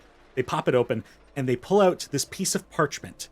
And on the piece of parchment is several arcane sigils. This is a scroll of Create Water. So, I'm gonna have you all make your investigation check once more. Could I ask a question? Yes. Knowing magic, could I make an arcana check with my magical knowledge? I'll allow it. Would anybody else like to opt for that rule as well? No, I will take the role that I took. I'm not a magic boy. All right. Yeah, I would only allow it if you were proficient. Okay. So, Azaria, you got a 24. So did I. Oh my god. All right. So we'll come back to you guys in just a second. Gideon, what'd you get? 14. 14, and Drac. Natural 20 for a 22. All right, Gideon's guessing first. Unfortunately, despite your natural 20, you're still going second. It said I wasn't going to be good at this. No, it's all good. And Elwyn and Azaria. Azaria. Yes, I did it right. I'm going to need you to roll your checks one more time. Azaria will be going last. So. Great. This is so hype. I love this. Oh, these are fun. All right. So, for this Scroll of Create Water, we are looking for an answer in gold pieces. And Gideon, your clue is less than 120 gold pieces. Less than 120. I don't know much about magic.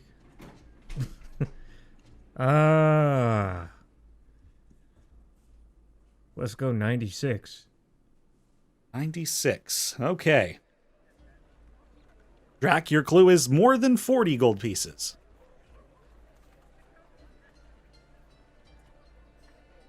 85. 85. Elwyn, your clue is less than 90 gold pieces. 70. 70 gold pieces. Azaria, your clue is less than 80 gold pieces. I saw that coming. 71?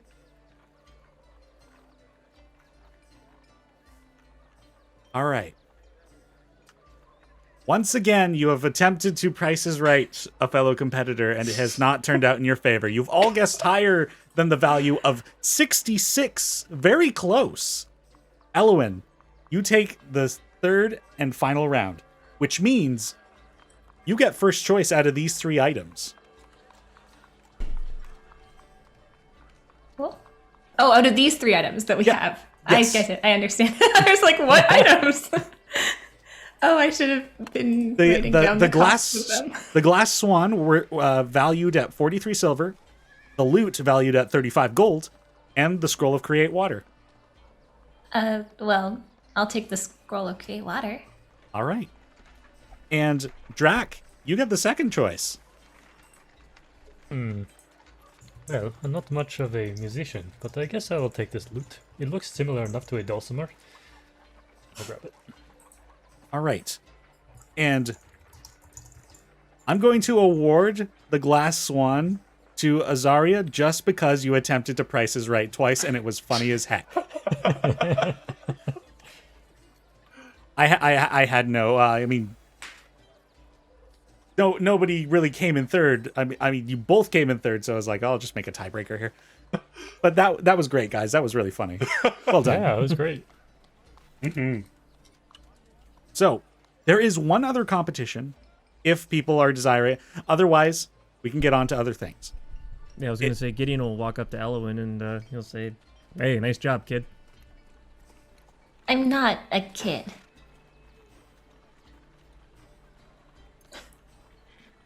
He rubs his eyes. Takes a big swig out of his big,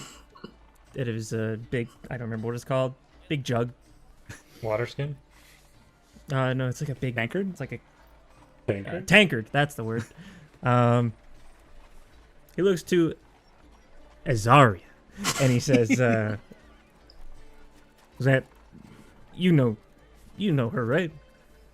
Yeah, one of my oldest friends. Okay, you're gonna have to explain. I'm a little confused right now. I can explain for myself. You don't have to ask Azaria. Oh no, I was looking at both yous. I don't. You go ahead. I'm over 300 years old. I was cursed at the age of 9. I look like I'm a child, but I am not a child. Fair enough. I'm sorry that happened to I'm you. over 500, so... Well, I know that is Azaria. Jeez, look at you. But he turns to Elwyn, and he says, "Well, Punch you with my healing. yeah." He jokingly pats him on the shoulder. He goes, "I'm just kidding." Elwyn, hey, look. I hope you figure out whatever you need to figure out to cure yourself of that. Truly, I'm rooting for you. Good luck. And if I can help in any way, you let me know. Oh, thank you. That's no problem.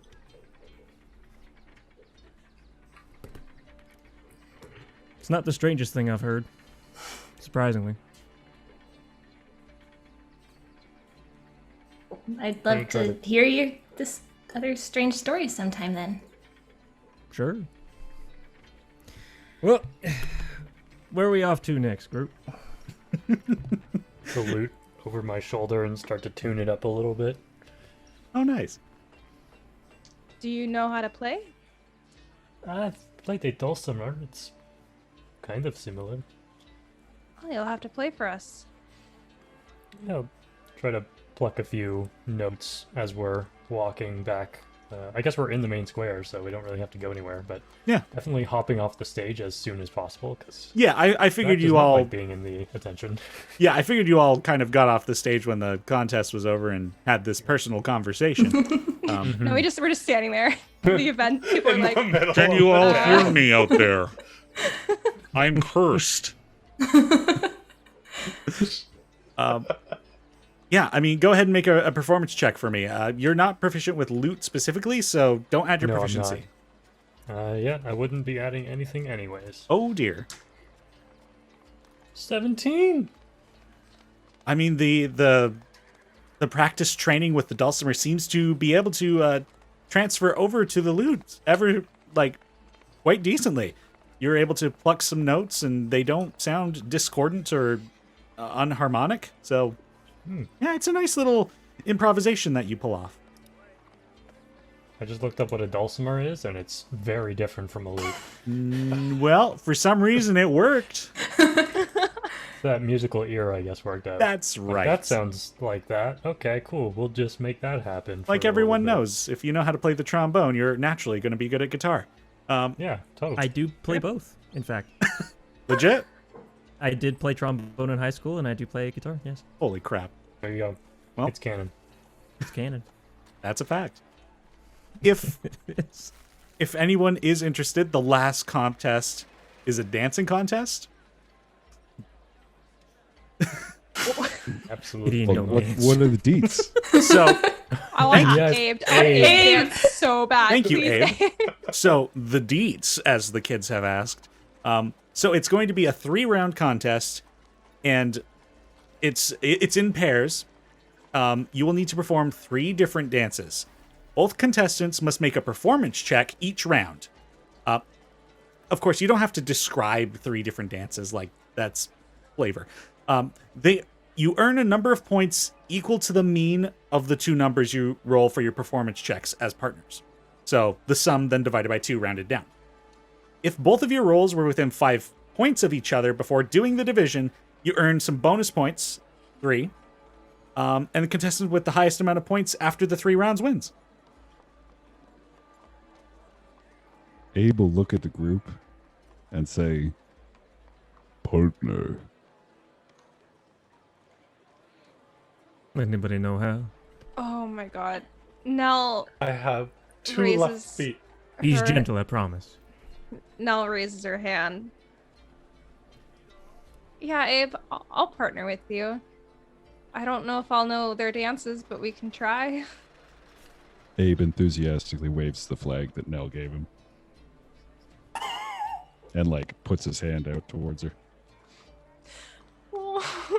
I give you my hand. It's really funny because I'm so tall compared to you.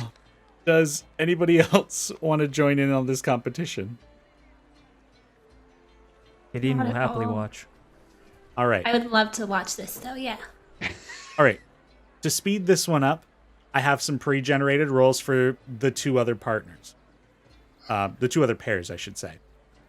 So, the music begins to pick up as a band comes out with like lutes of their own, some other string instruments, a few horns, and just the music becomes more joyous.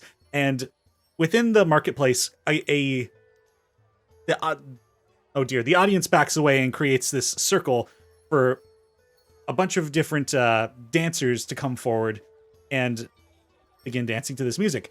The band takes up to the stage, and everyone begins walking around and clapping to the music, and as these performers begin to put on a display. And the announcer comes in and describes all the rules that I've previously explained. And would somebody like to give us one of our opposition pairs? What are they like? One of them is really good, and one of them is so-so. One is is the that mother child. and the mother and the child. What are you doing here? The mother and the child come back in. Yes. Yeah, they're dancing together. They're not gonna be Other insane. is Set a- aside their differences for dance. The mother's just like, do not blow this for me. Like a pageant mom? Yeah, exactly. Amazing. Oh boy. I think the other pair, the really good one, is like a pair of Asimars who are just so beautiful. Like, you can't even like imagine how beautiful these 2 are. They're just like move in perfect synchronicity.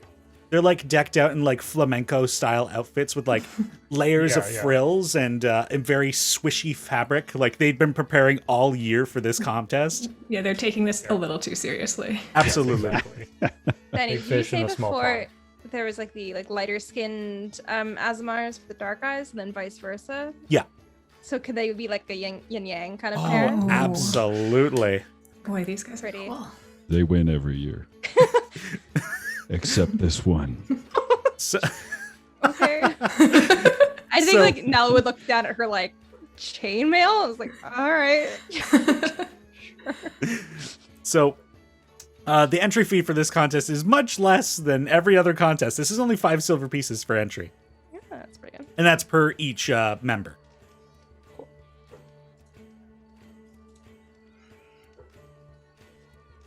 All right.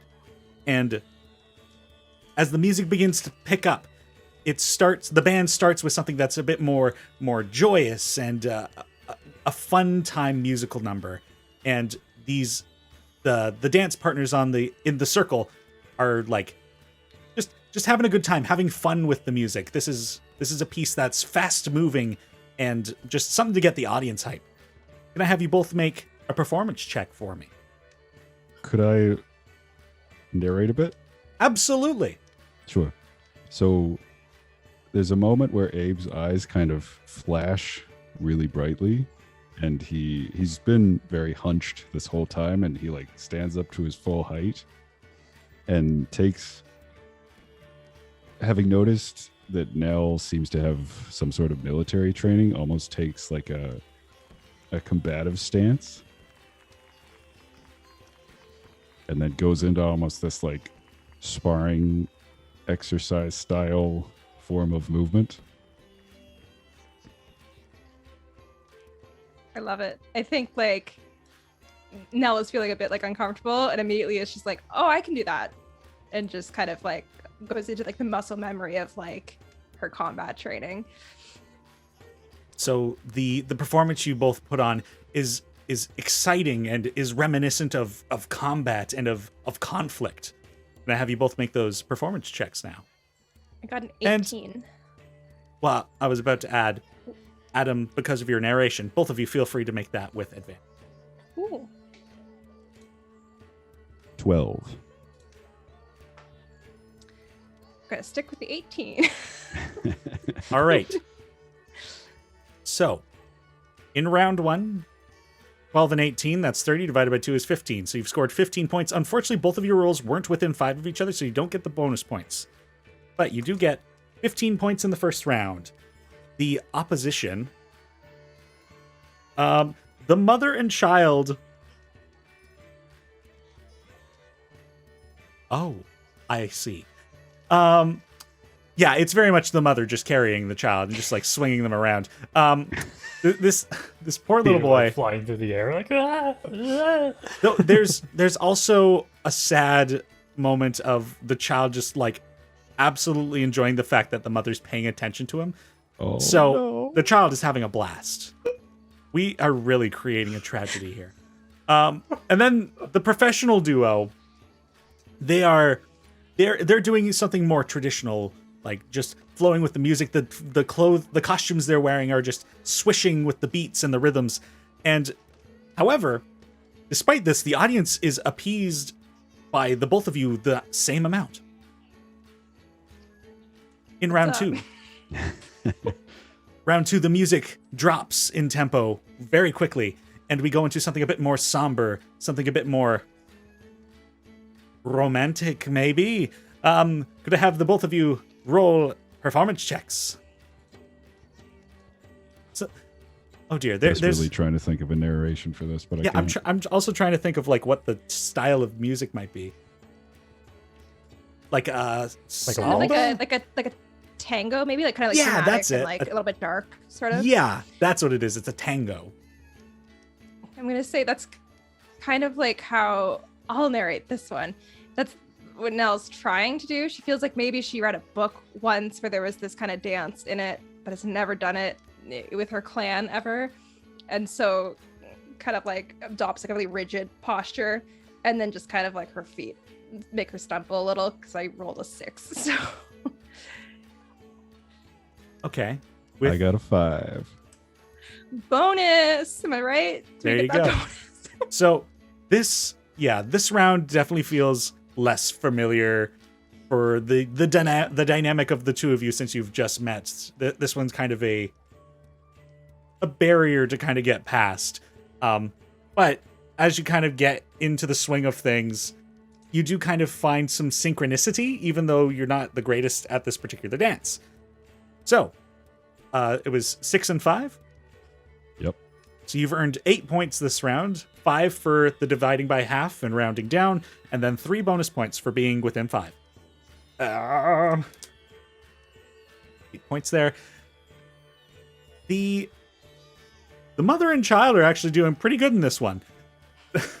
Again, it's just the mother is just continuing to carry the child. But in this particular moment, since somebody leads, it just feels more natural that since she's in control, this would work. So almost as good as you guys had done last round, they seem to be doing this round. And then the couple, the professional couple for this round, are just keeping up at their pace. Like this might be the style they are most familiar with, and they're doing slightly better than they had in the previous round.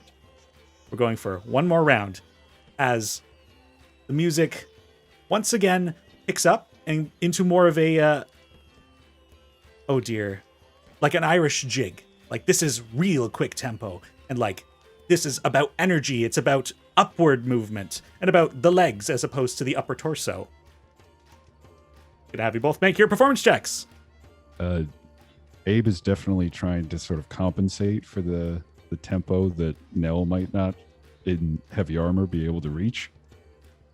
Like, he's definitely doing a lot more sort of hopping and jumping and leg movement. I have a question. I got inspiration last time for giving the flag to Abe. Can I use it now? Yeah, for sure. And what does that mean? It's just that I get to You'll get to again? roll with advantage, basically. Good. I really want this one to work, so. Oh, yeah. I got a 6 before and 18 this time. Nice. Cool. I'm going to say, like, she sees, like, Abe, like, doing kind of, like, more of, like, the energetic stuff, and just, like, does her best to, like, match him, because, like, this feels like her, like, you know, like the end of an evening with her family, like, everyone's, like, drinking and singing and stuff, and she feels a lot more comfortable with this one, so. What did you get, Abe? Oh, okay. 17. Oh my god. Oh, sorry. Let me. Oh my god. Okay. Thank you. It's okay. So a 17 and an 18. So that means you got 35 between the two of you, divided in half, 17.5, rounded down to 17. You're both within 5 points of each other, so +3. So that's a flat 20. Oh my goodness. Oh my damn. Okay. So you know how to jig. this You know. this is your strongest round. If there's something the pair of you know, it's keeping on your feet and keep moving. Like, that's comes again from your combat training. Like, if you're still, you're likely being hit, and that's not ideal. So just the continuous movement is something you're familiar with. Nell, it's very hot. It is very hot. Considering you're wearing your armor and also in the middle of the desert. So can I have you make a Constitution saving throw for me? Do I have good Constitution? No. It's a 13 plus 1, 14. All right. You have beat exhaustion.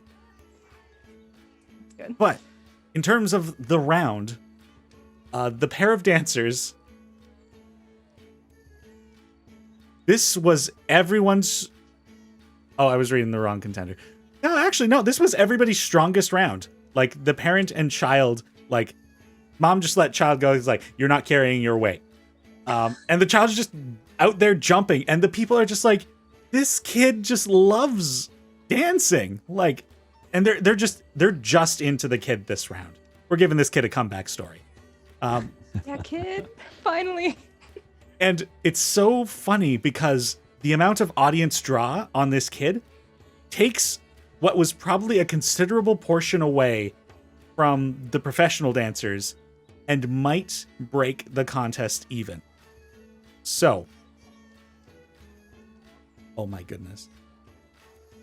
So your scores were 15, 8, and 20, meaning you got 43.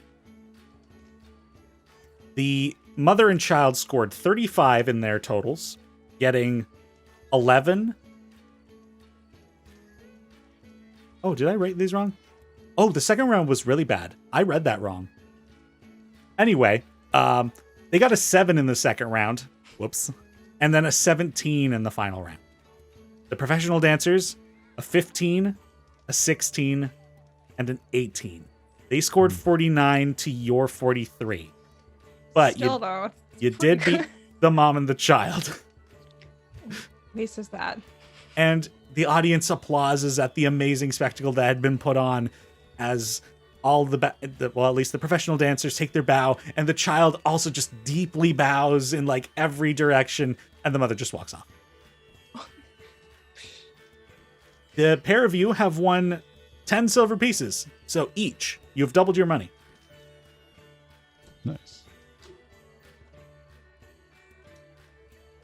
Pretty good. I think no, just do kind of like a like head nod, and then like gesture towards Abe, like wow. He would do the same head nod. and then sort of return to his hunched over posture. What's the difference in the height between the hunched and the non-hunched? I guess Is the it hunch significant? would be like probably like 5'9", and standing up straight is probably 6 feet or so. I'll say like you should stand up straight more. I think it suits you. He just sort of makes a kind of like confused expression with his eyebrows and then walks back to the group. Gideon will pat him on the shoulder when he gets back. He says, "Hey, nice job, Abe." And I didn't know you could move like that. He just sort of shrugs, and he's sort of, after he did his head bob, he sort of tucked his hands under the poncho. It's just sort of holding them there. Hey, you did a great job. I can't do that. So I'm impressed. Well, thank you all for participating in these celebratory games.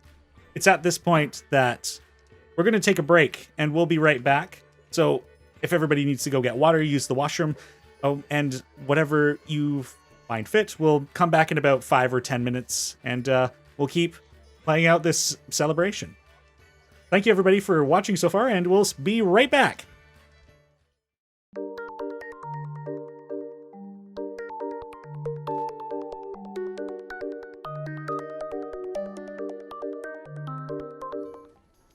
Hi, everybody. I don't know what that was. Hi, everybody. Hi, Dr. Nick. Hi, everybody. Hello, everybody. Oh, boy. Well, hi there. Well, we're back from break. Apparently we needed it.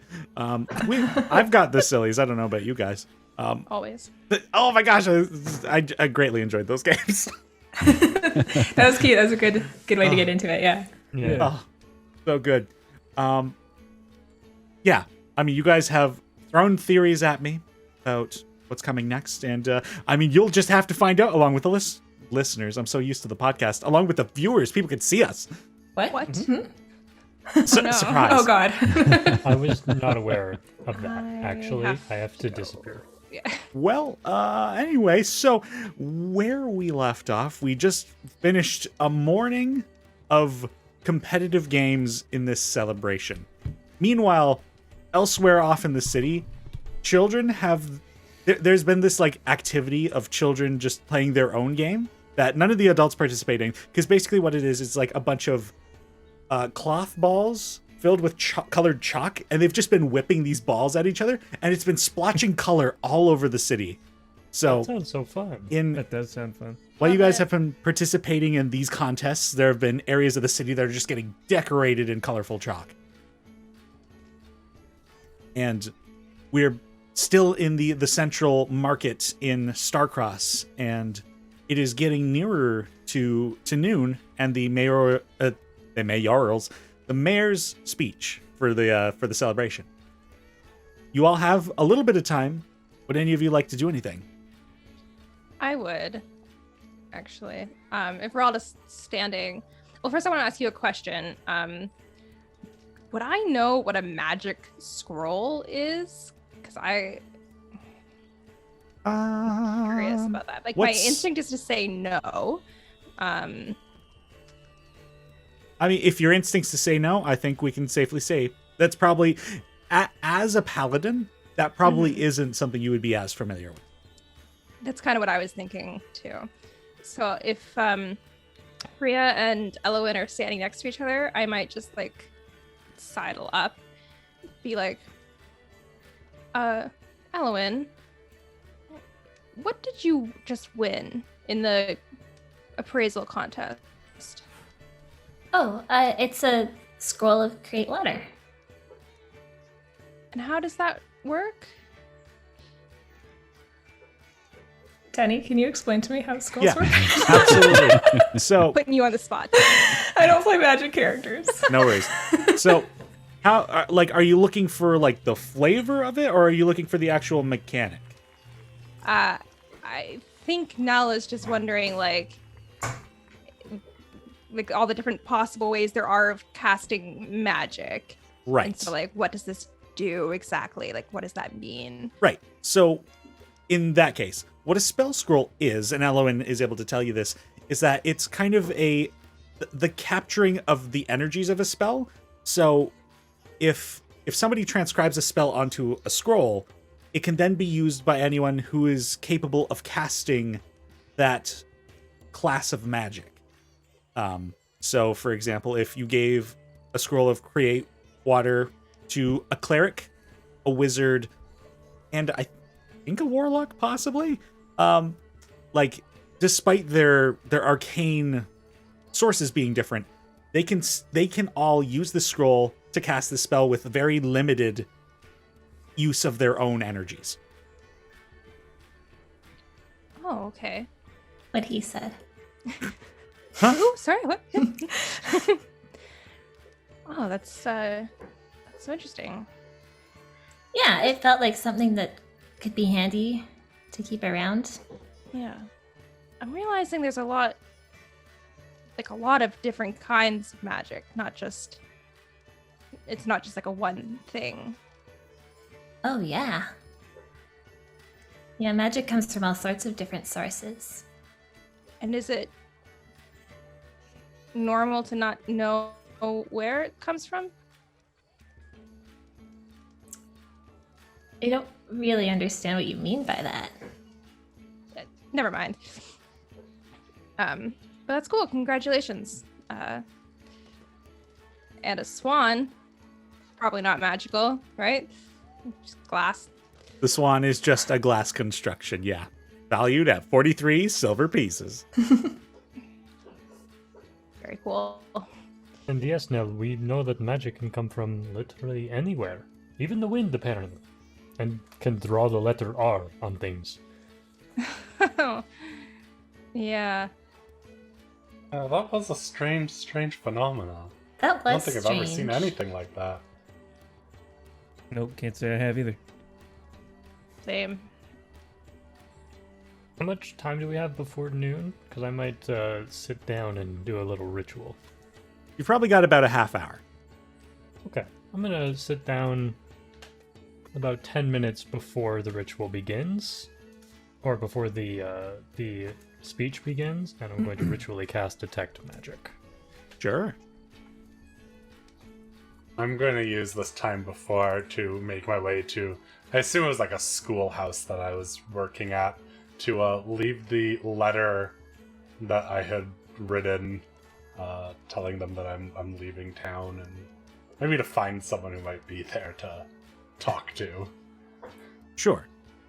So, due to the festivities of the day, there is nobody in the school. Like, you're better off, if you want to actually physically find somebody, they're probably out in the city somewhere. But you do have access to the school rooms, so you could leave your letter there if you so desire. Yeah, I think I will leave it there. And I'll just take maybe 5-10 minutes just to sit here and I walk by the desks and trace my hand along them, look at the chalkboard, just spend a little time just to myself for regrouping with everyone. Yeah, so you walk through this classroom, and it's such an interesting opposition to what's going on outside, because this space is it's quiet, the noise is all muffled and outside, and it's almost like you're in another world, in a place just filled with memories that, as you walk by each desk, just a flicker of a memory just wisps by as you remember a funny moment a child had, or the moment another child was able to spell a word for the first time, and just the joy and excitement of that experience. And again, that ping of loneliness kind of hits you. How you're going to be leaving these children, and that kind of reflects something within yourself. But after a moment of kind of dwelling in these memories, you pick yourself up and you leave your note, I assume, on your desk, and you step back out into the festivities.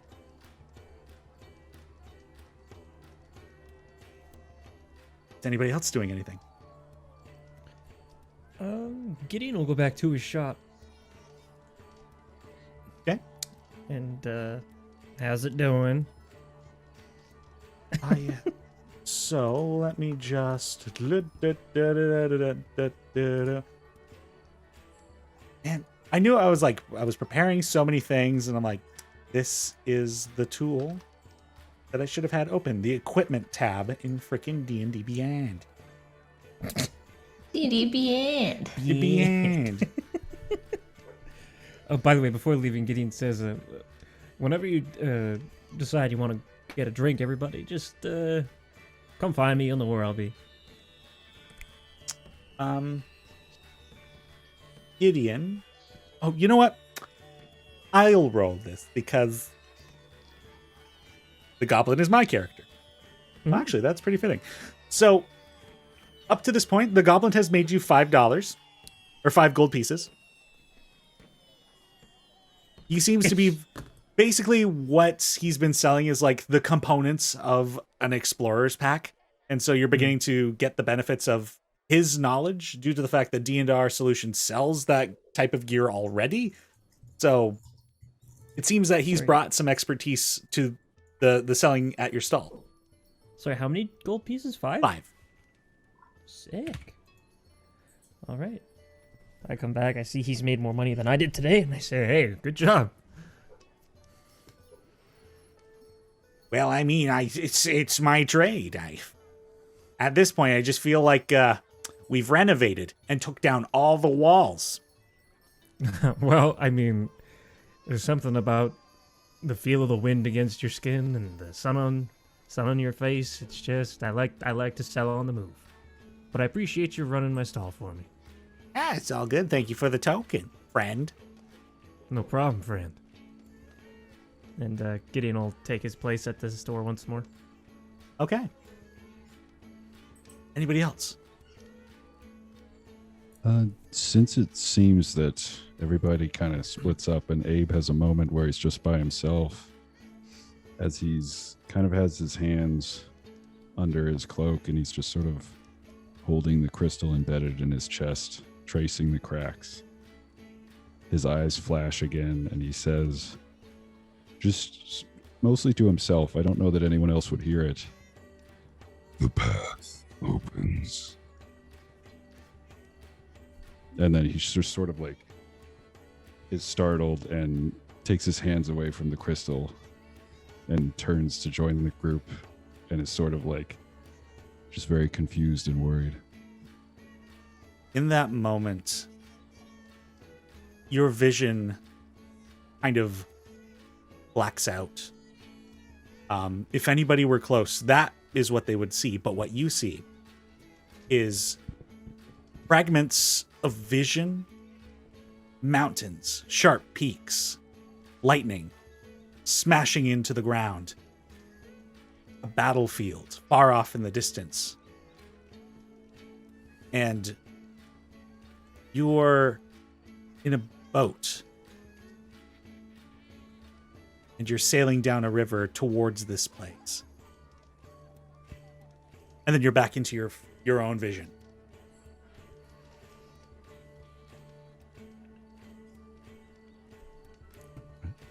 Would anybody else like to do anything?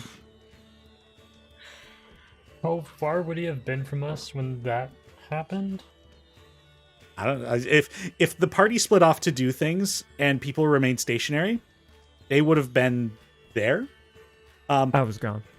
Gideon's gone. Azaria. Yeah, Azaria left. Nobody else described themselves leaving. Drac, you mentioned you were going to do a ritual, so I guess you were in the area. Okay. My passive perception, would I have seen him kind of go catatonic for a moment? Abe, do you think he would have seen you? Sure, but I guess it's hard to tell if a robot goes catatonic. Or maybe I noticed him like coming back. Maybe, yeah, that's yes, probably more what you with would your notice. passive insight, that would probably make more sense. Also, to the viewers at home, I should explain. one of the homebrew rules I'm going to be using is if something a player does reveals information or is kind of trying to determine something about another player, I let the players figure that out. I'm not going to make anybody roll anything. I'm just going to let them decide how that narrative plays out. Oh, and we've lost Ryan, and there goes all of the overlay. Ooh, time out. You know what? We're just going to jump over to my cam here while we wait for Ryan to come back in, and it's just my face now. Sorry. All right, we are back. Ryan had some internet issues, but we're glad you're back, buddy. Aw. Sorry. Yeah, that makes me realize I'm going to need to make a 5-player overlay just in case. And also for when we miss people. But where were we? We were... Nell was Yes. just asking Elowen about a scroll, which you described, / she described. And Yep. Flawlessly. Azaria had and some then memories. and- something happened with Abe. Yeah. And Dracul And- noticed him sort of snap out of whatever it Maybe. was. We weren't sure if I Well, noticed that. I would say Abe- he wasn't subtle about it. Yeah, it wasn't in his control, really. Yeah. Cool. So I go And- over to Abe when he like kind of shuffles back towards us and put my hand on his shoulder and say, "My friend, are you okay?" He just sort of makes a low tone and like looks at you curiously and then sort of shrugs, like tries to almost shrug your hand off as well in the same motion. Apologies. I should have asked first. Can I make an insight check on him just to see Sure. if I can gauge anything? Sure. Go for it. Man, I'm rolling really bad. 9. Abe, was he able Uh, to gauge? Yeah. Whatever happened, he didn't seem to understand or enjoy. But don't know beyond that. So something involuntary is the basic gist of what you got from it. Okay. I bring the lute back around to my front and I start playing a pleasant tune for him. With that 17, I'm going to say that you have an understanding of the lute. You're not proficient, but you're on your way. Simple notes. Yeah. Like Ode to Joy or something like that. Nell or Elowen, are you up to anything? I would stick with the group that was kind of hanging around here. So Yeah, I probably was just standing in the square. So we're gonna just be like standing next to each other. yeah, you got some music to listen to now. Yeah. I didn't know he could play, so that's pretty cool. How long have you known each other? Like a week? Oh, It's yeah. With the amount of time you'd been on the road, it's been about 10 days. Cool. So I was gonna say 10 days and then I chickened out. But 10 days, so like 20 days. 20 days. Yeah, the 10 day is the week. So there are 10 days in a week. Thus 10 day. Gotcha. Sorry. So, yeah, about 20 days or so. I met him a few days travel outside of my village at an inn. And he just seemed to want to come along. So and what is your plan after this? that is a really that's a good question. Honestly, my plan up until this point was just to meet Rhea. I didn't really have anything else planned from there. When I leave, or when paladins leave the village, they're just meant to kind of go wherever they can and help spread light. So just wherever I'm taken, I guess.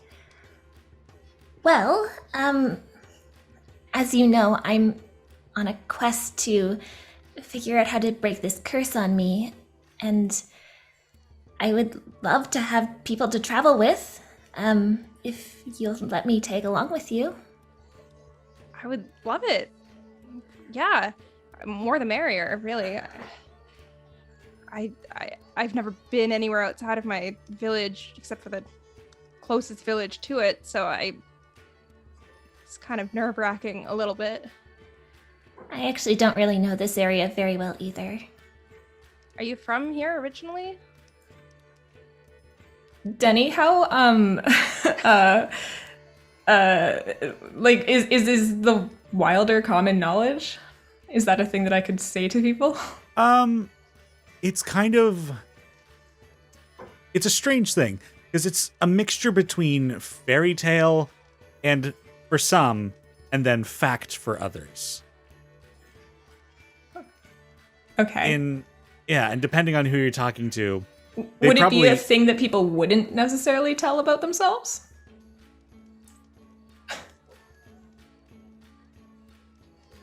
Undetermined. Okay. Great.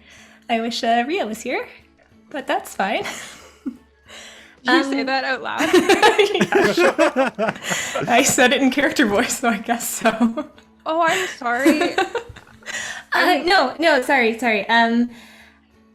Well, I'm from another plane, actually. I'm from the Wilder, where the Fae live. You must know about it. You're part Elven, right? Yeah. Does that mean anything to me? Absolutely. You've heard of the Wilder. There sure. are theories of the world that there is the material plane that we live on, and then there are reflections, kind of reflection planes. If the world were a darker contrast or highly saturated, there are two planes known as the Wilder and Darkest Heart. Ooh. I just love that term. That's cool. Denny, would I know, because I said that the reason I know Sylvan is because I read up on it and studied. Is that from Yeah, I mean that would make sense to all be within that same realm of knowledge. You learned Sylvan, you probably are at least somewhat familiar with the Wilder. Yeah. So if it's possible, can I say in Sylvan something like, "Oh, of course, the Wilder," and then some sort of knowledge I would have about it. So beautiful there. That's so I've read. Yeah, that verbatim. Well, and I can reply back to you in Sylvan as well. Oh, it's nice to meet someone who also speaks the language. Have you been there? No, only through reading. I would love to. My dad has been there? ? Yes? No? Has he told you that? I don't know. Your NPC, has he told you that? Would that be possible for him to have been there? It very well could have been possible. Then yes. Okay. Great. Because I had an answer in my head, and I was wanting to know if we lined up. Did we? We did. Great. Feel like I'm throwing knives at a Chrissy, dartboard. what can you tell me about your NPCs? It's more I'm just kidding. I just don't know how travel would be possible really that much, but right. I mean, your father is a long-lived being, so he could have done many things in his lifespan. Totally. Yeah, no, my father has been a few times, and he would tell me stories. Sounds really cool. I would love to go one day. Yeah, it is a good place. I spent the vast majority of my life there. I've only recently explored to here. Did you come here on purpose for a reason, or? Well, like I said, I'm trying to break this curse, and I looked everywhere I could in the Wilder, and then my mother died, and I didn't really have a reason to stay there anymore, so I came here. I'm sorry to hear that, but hopefully you'll find an answer here. I hope so.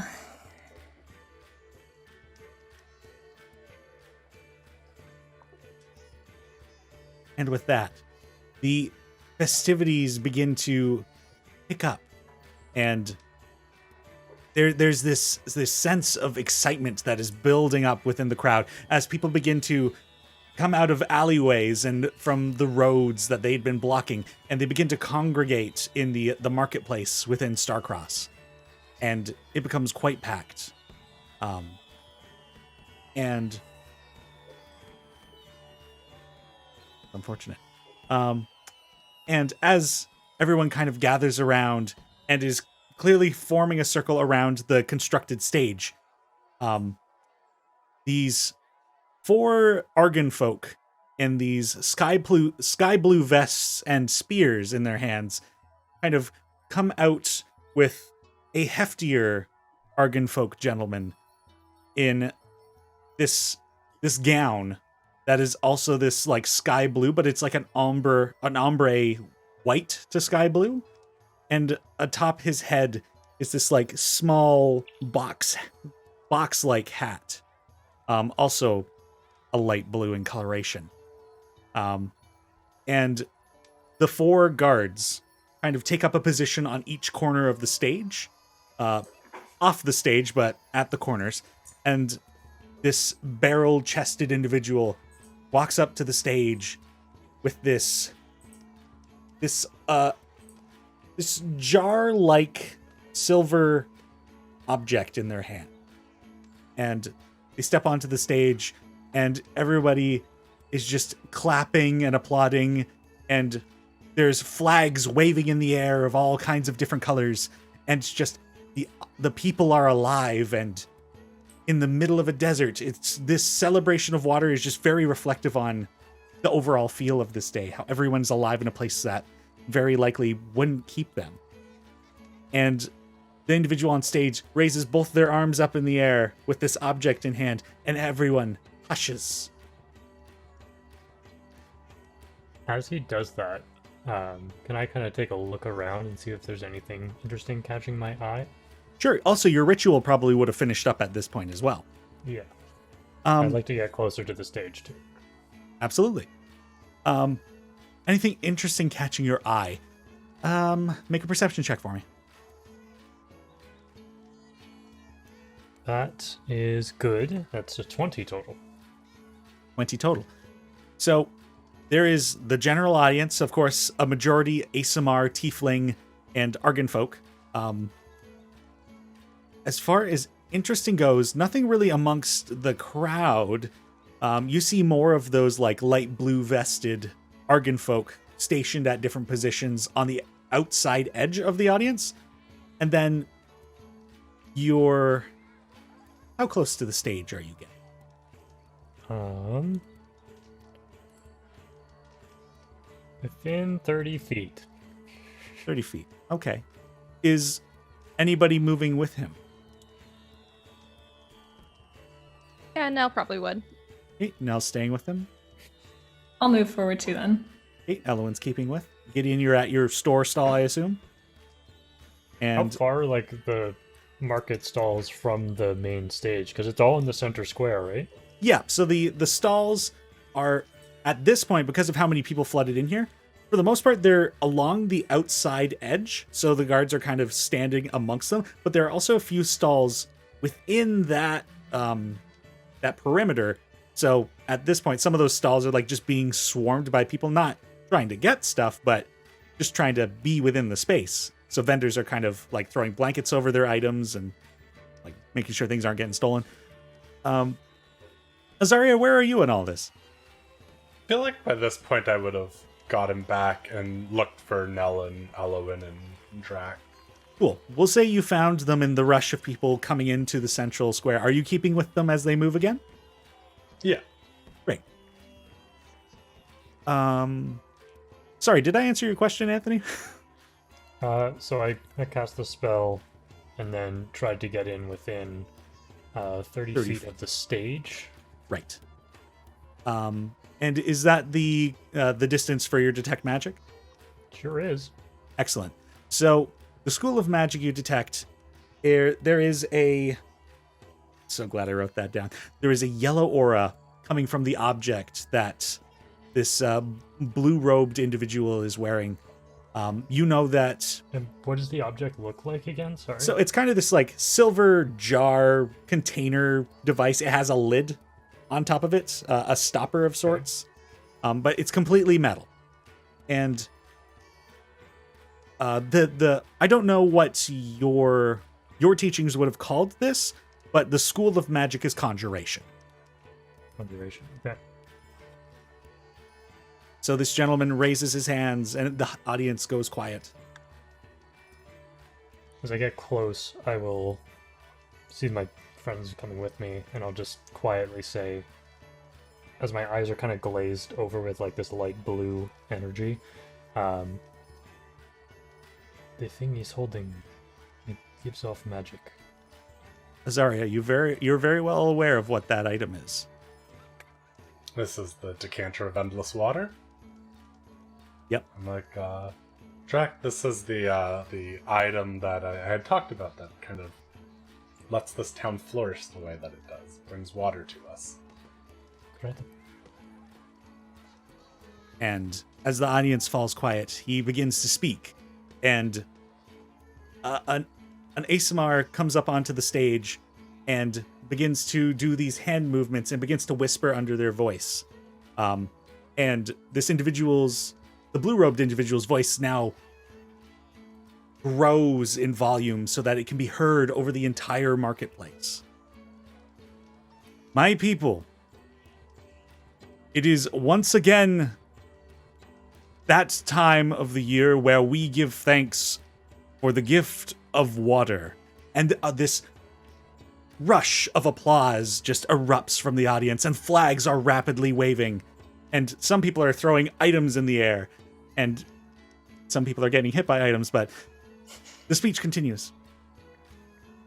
We celebrate this every year since our founding of Starcross, in that the water allows this place to exist, where it really could not.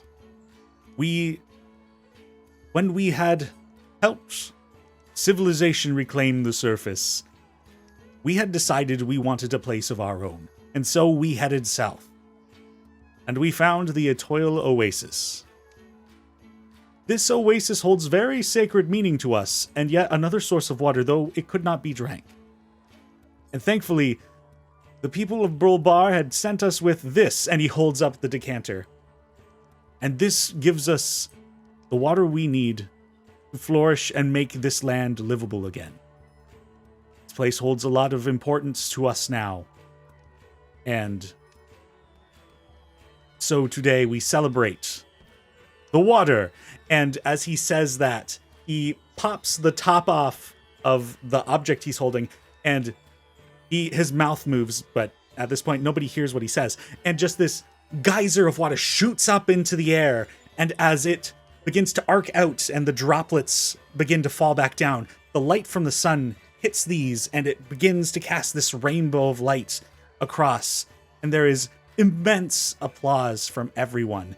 And from outside the city walls, you guys see these tiny objects just fling into the air and explode into clouds of colorful chalk as the same kind of colored chalk that the kids had been playing with earlier in this celebration explodes and fills the air with color. And the audience just goes crazy over this spectacle of color and water. And the water falls back down onto all of you. And in the heat of this, it's just so refreshing, and it's such a relief. This is the essence of what this celebration is about. And this is probably one of the only times in the year where water will fall from the sky in this place. And as everyone is just basking in this, there's a bit of a breeze. The wind is picking up, and these clouds of color begin to take off with the wind. The water still falls, but the clouds are gone. And particles of sand begin to hit your face, as you would expect within a desert when the wind picks up. But then more of it.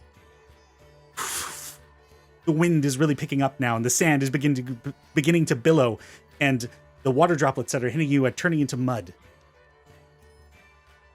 And eventually, the audience begins to kind of fall into a bit of a panic as it seems an unexpected sandstorm is hitting the city. But what dramatic timing. And then, in a big rush of sand, you see from over the top of the city walls just this wall of a sandstorm just billowing in circles as it comes over and envelops the city. You are now in a sandstorm, and the sand is ripping at your skin and scratching at your clothing. Everyone is in panic. People on the outskirts are beginning to find their way into shelters, into homes to get out of this weather. And as the people begin to break into these alleyways and get to shelter, amongst the sandstorm, in the city market, glowing yellow eyes, not far off the ground, begin to pop up in the sandstorm, just fade in. And made of the sand that whirls around, these canine-like creatures about the size of a coyote, almost part of the sandstorm, begin to advance onto groups of people. I'm going to need you all to roll for initiative. Wow! It's happening. Get it. One day I'll roll well today. Okay, I better roll too. That's how this works. God, I have a -1 to initiative. Oh boy. All right, so there's that there. 25 to 20. Great. 20. Sorry, 20. Okay, Sorry. great. I was only half paying attention. I was reading. Now I have to do something. I have to read all my abilities again. 20 to 15. 18.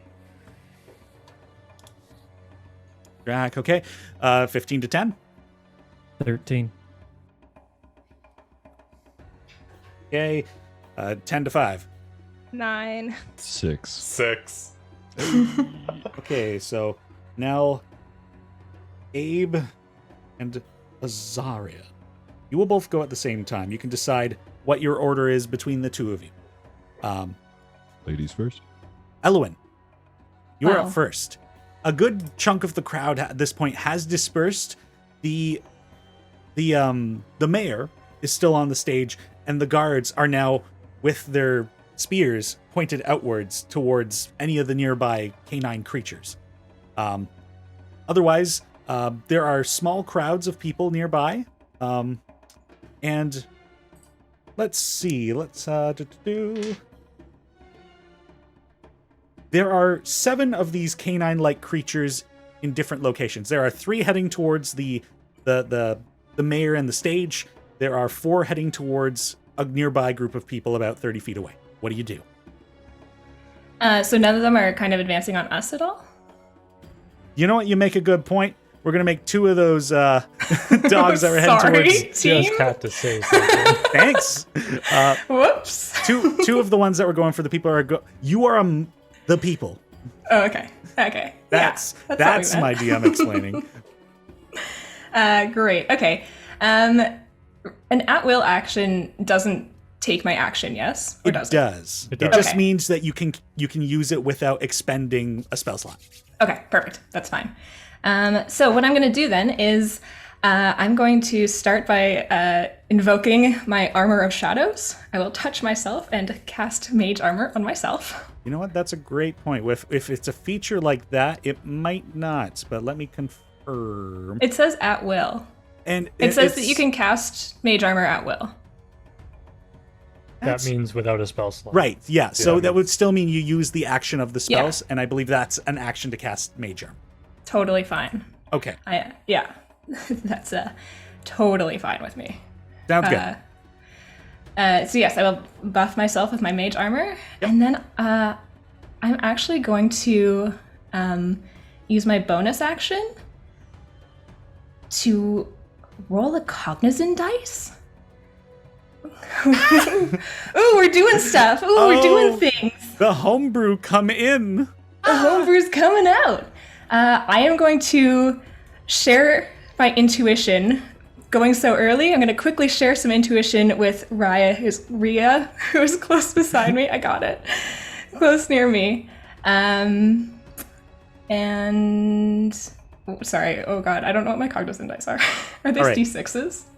I believe they are. Let me just quickly pull up a homebrew. Where to go? Oh, grief. I should have been prepared for this as well. My I'm sorry. homebrew are the Yeah, they are D6s. They are D6s. Fantastic. All right, I have a D&D Beyond, but not roll 20. So I think I'm just gonna roll one of them. Sorry.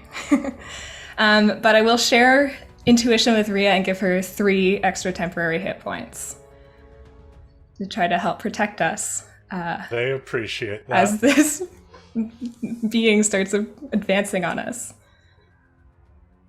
Fantastic. Can you describe to us what your mage armor looks like?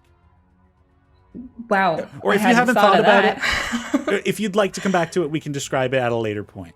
Well, I suppose I imagine it's maybe.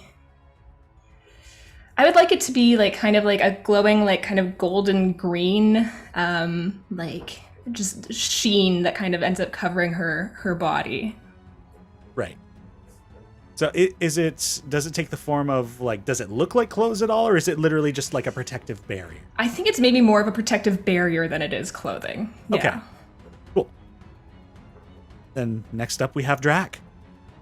Okay, so is my detect magic still up? That is a fair point. This entire sandstorm reeks of magic. This What is kind of magic? This is also a conjuration magic. Trying to think if there would be another sub. I mean, that's all the spell would tell me, so. But we're homebrewing like crazy, so I might reveal more information to you in a bit once I find the relevant info. Yeah, all good. So how far the creatures are 30 feet away from us, or are they closer? You've got some are advancing on you, so we'll say the ones that are advancing are 15 feet, and then there Okay. are some 30 feet away at another group, and 30 feet away at the mayor and guards. Okay. In that case, I'm going to. How close together are the two that are advancing on us? We'll say they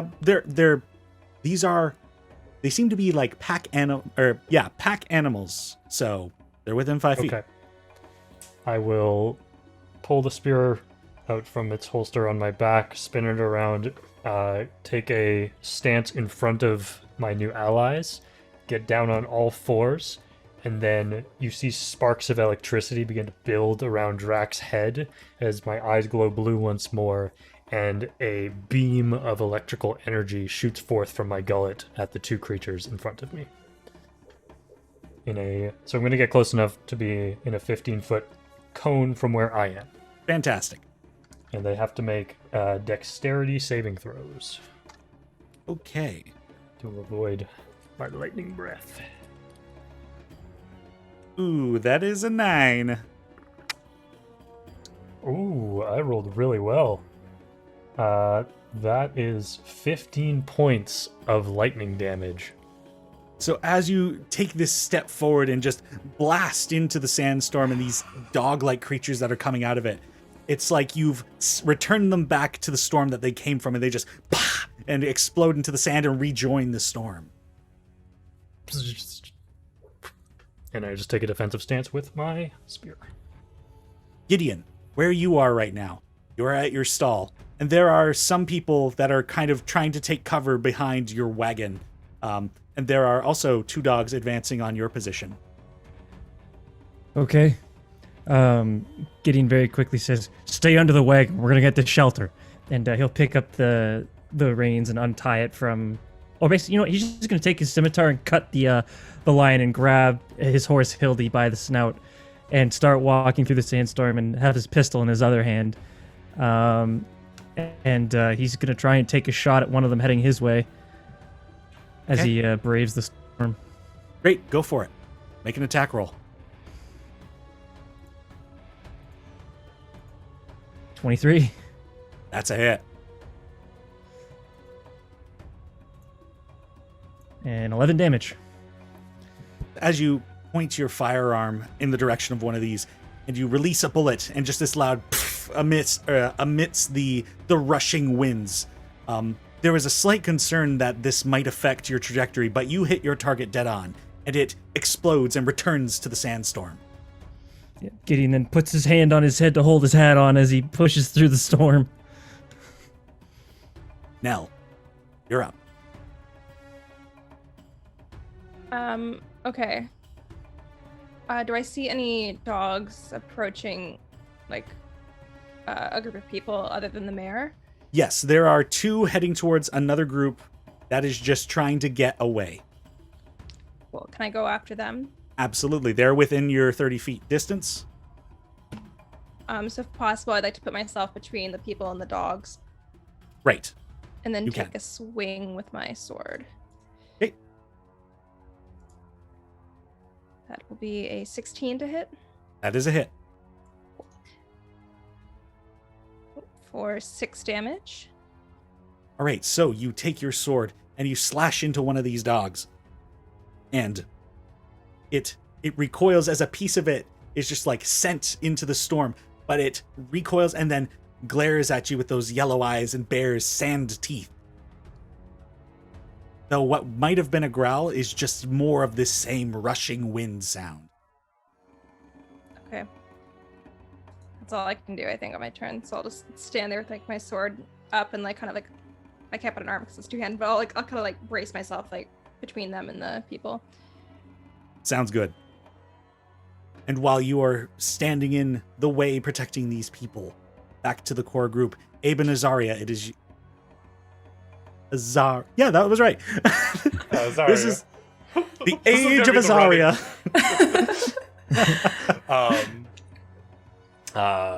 So first, Azaria's like, it's been a while since I've been in combat.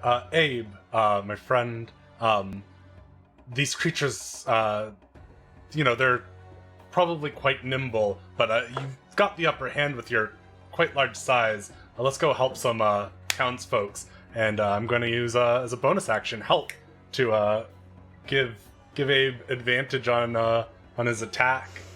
And then for my action, I'm going to run up to one of those groups of. There's still two at the group that Nell's at. Yes, Nell has injured one of them, but there is still two there.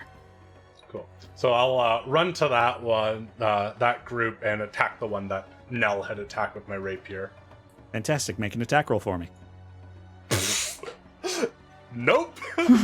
So that was an 8 on the attack roll. You were correct in your statement in that it has been a long time since you've fought. As you advance, the wind kind of gets in your eyes and the sand, and you get to where Nell is, but you're slashing at air, not exactly, oh, sorry, microphone, not exactly certain where within, because the sandstorm is almost a partial, like, natural camouflage for these creatures, so it's a little throwing you off. But Abe, your movement as well. There's a moment where Abe is catatonic, and he just sort of freezes in place, taking in the surroundings.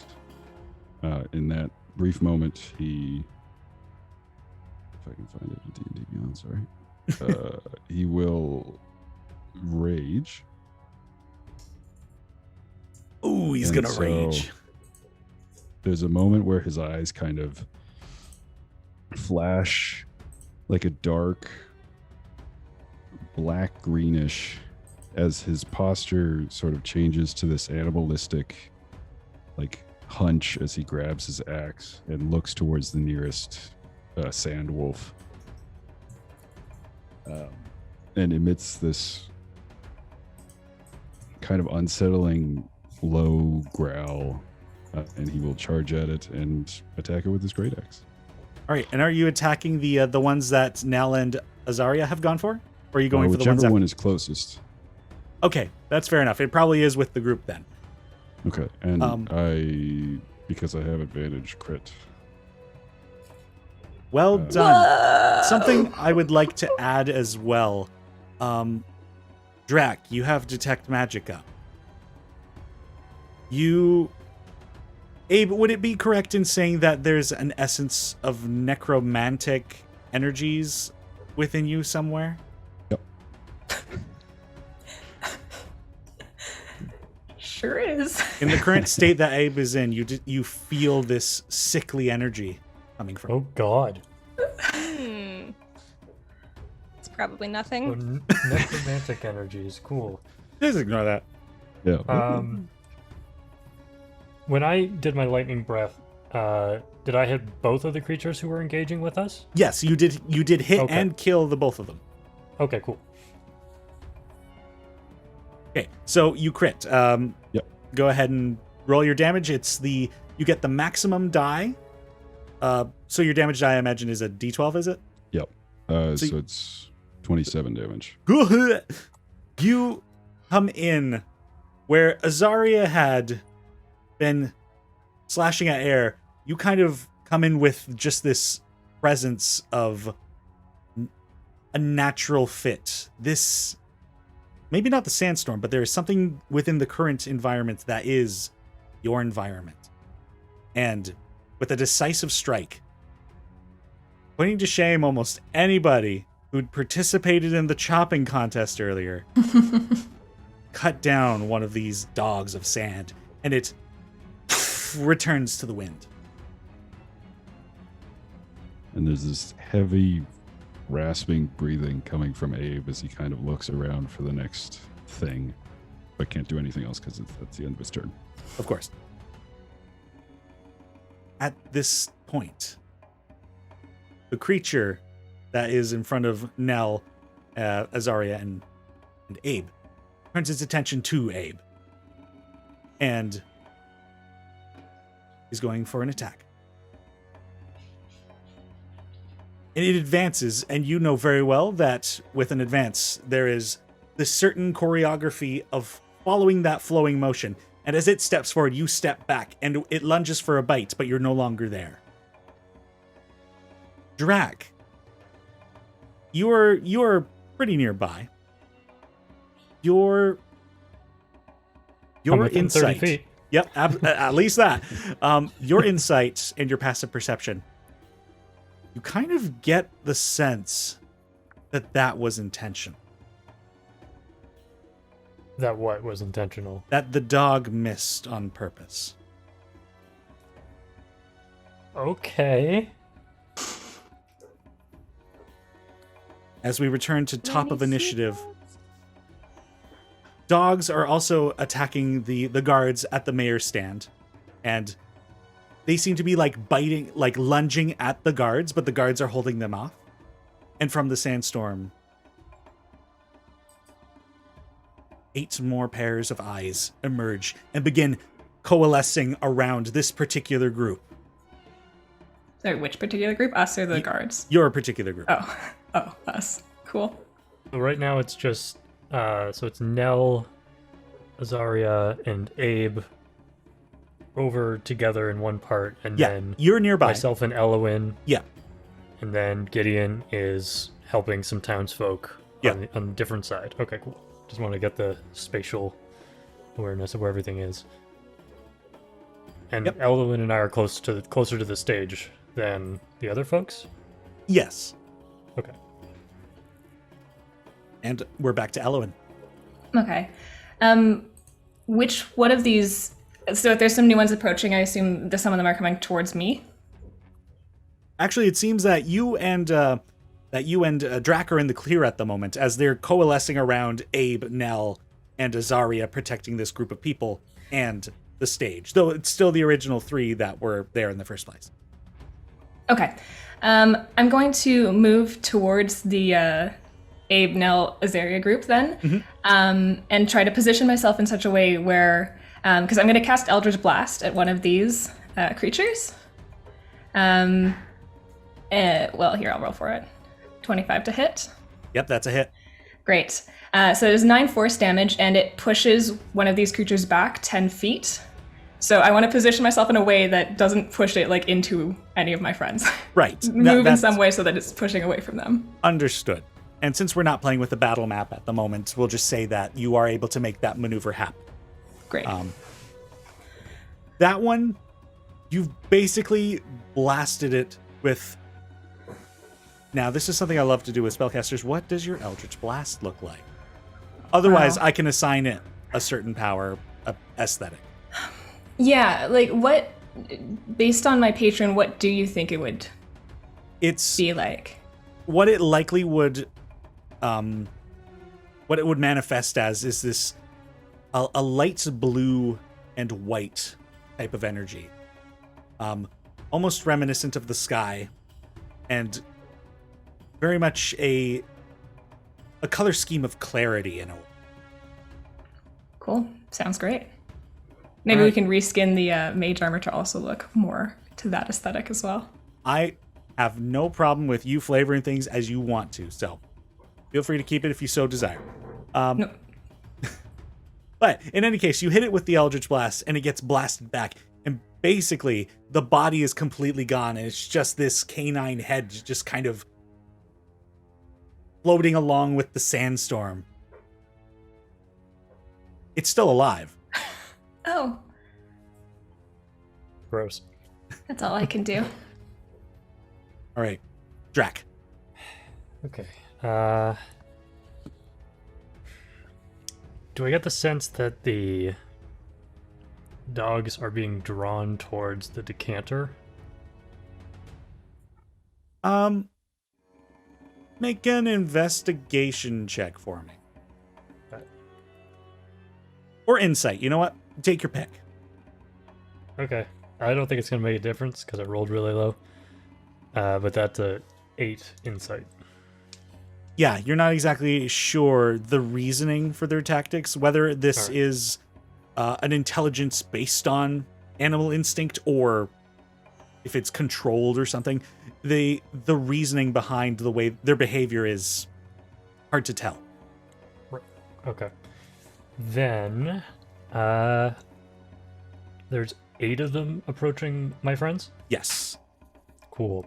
I'm going to try to rush towards my friends, seeing that I feel like the guards can probably handle the 3 by the stage, and try to get as many of them as I can in another lightning breath.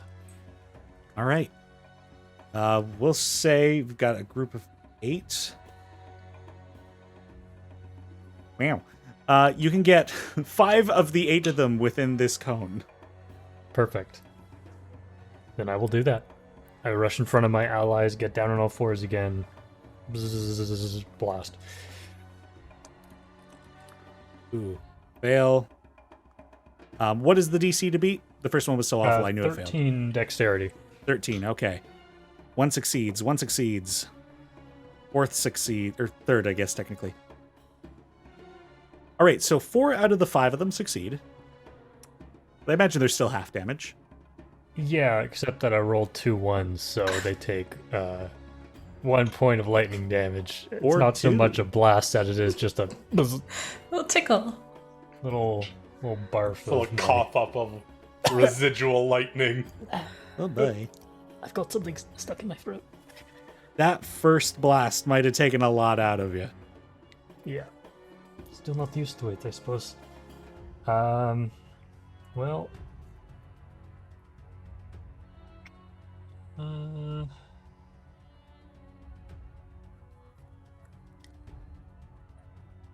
Technically, the breath weapon is an attack, according to D&D Beyond. Okay, but no, I can't use martial arts because it's not an attack with an unarmed strike or a monk weapon. That does make sense. That's my turn. All right. And hitting 5 people in one turn, still pretty good. Yeah, just wish I didn't roll 2 1s. After Drac is Gideon, we return to you. You're pulling this cart and your horse, and there are several people taking shelter. And one dog. Gideon will use his main action to dash. All right. So we can double the movement. Mm-hmm. Is there another one of those wolf things headed my way? I remember you saying there was two. Yes, there is another one that is trying to keep pace. Okay, action surge. And I'm going to use my second action to fire again at this second wolf. I remove my hand from my hat, take a quick shot. The hat probably blows away in the wind, and fires another shot at the second wolf. All right, go ahead and make an attack roll for me. 24. Amazing. You hit. Damage. 9. All right. This shot doesn't take it out in one go, but similar to my description of the other one, you kind of blow a portion of its body away and it returns to the storm. And it's the front portion, the two front legs, and it's kind of like the sandstorm is trailing behind it as it tries to keep up with you. It's barely keeping itself together. So we'll say Gideon starts this with the shot. Bang. His hat blows away in the wind. He looks at it as it goes back. He looks at under his coat and he says, "Hang in there," and he starts running. Nell. Cool. How many are still in front of us right now? So the one got decimated. I think the one that you injured is still there. And then there are 8 others, 4 of which that have been hit by Drac. Cool. For 1 damage. Still hit. They look really rough. They're on their last legs. It's more damage than I've done. Fair.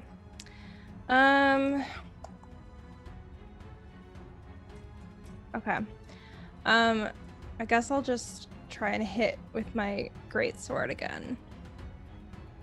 Okay, go ahead and go for an attack roll. Are you hitting a fresh one, or are you hitting the same one you've hit before? I'll hit the same one. Okay. It's a 16 again. That's a hit. And that's 9 damage. All right, and the second shot you get into the sky, just cleave again, and it disperses into. I gotta stop hitting my microphone. Disperses into the wind. I'm just really into this fight. I'll pick a 1 with my microphone. Your inner Italian is coming out, talking with your hands. It's what I do. It's a big fight. All right, is there anything else on your turn now? No, I don't think so. All right. Then we go back to Abe and Azaria. Aside from looking at my paper, I'm feeling pretty confident now with the pronunciation. Nice. Seeing how well their new friend is at combat, similarly is going to be like, Abe, let's get in with that group of 8 over there. And I'll take one, you take another, give them the help action again, and then go in for a stab. Oh boy! Man, if I could roll something higher than a 3, this was a Wow. fail. Yeah, I mean, as you give Abe his instructions, you turn to take up a defensive position next to Nell to prepare for the next incoming attack. And the moment a dog lunges at you, you kind of riposte with your rapier, and it grabs it and tears the sword out of your hand and throws it on the ground. Oh, yeah. All right, Abe, what are you up to? I'm gonna hit the one that grabbed Rhea's sword. Go ahead and make an attack roll for me. 25. Oh boy, I think it might be a hit. It's gonna be 15 damage. And through the sandstorm, just the silhouette of Abe as he begins to walk forward in this automaton kind of way, and just this mechanical motion of axe up, axe down, and just another Actually, dog. he's very fluid That's while right. moving in this situation. I forgot about almost this detail. Like Give this me the narration. He's almost like animalistically pouncing on these dogs with his great axe as like just sort of like holding it right under the head and like almost punching them with it. That's so fucking metal. I had forgotten about that detail. that. Yes. Yeah, there's this fluidity that you would not expect coming from a person made of metal. He's very much alive in this situation, and he is in a frenzy. All right, and that one is dead. Absolutely. All right. Anything else on your turn? I guess I'll move up to the next one, if I can. Fair enough. All right, the dogs. All right, so one proceeds towards Elowin. Abe, you can take an opportunity attack if you'd like.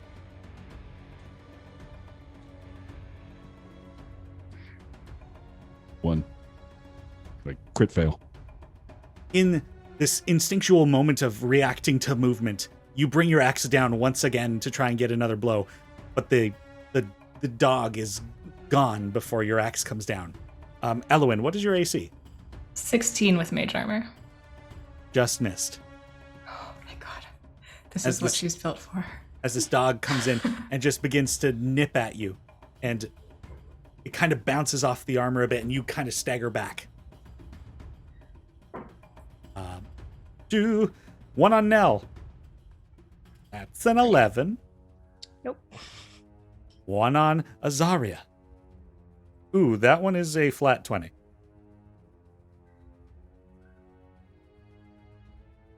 Is your microphone on? I didn't hear you.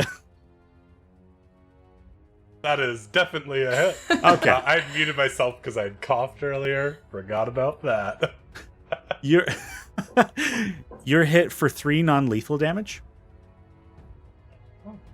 That knocks out my temporary hit points. Great. One on Abe. That's a 9.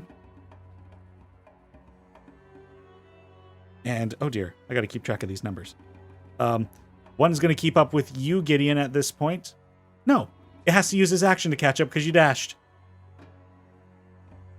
It regains and cannot attack this turn.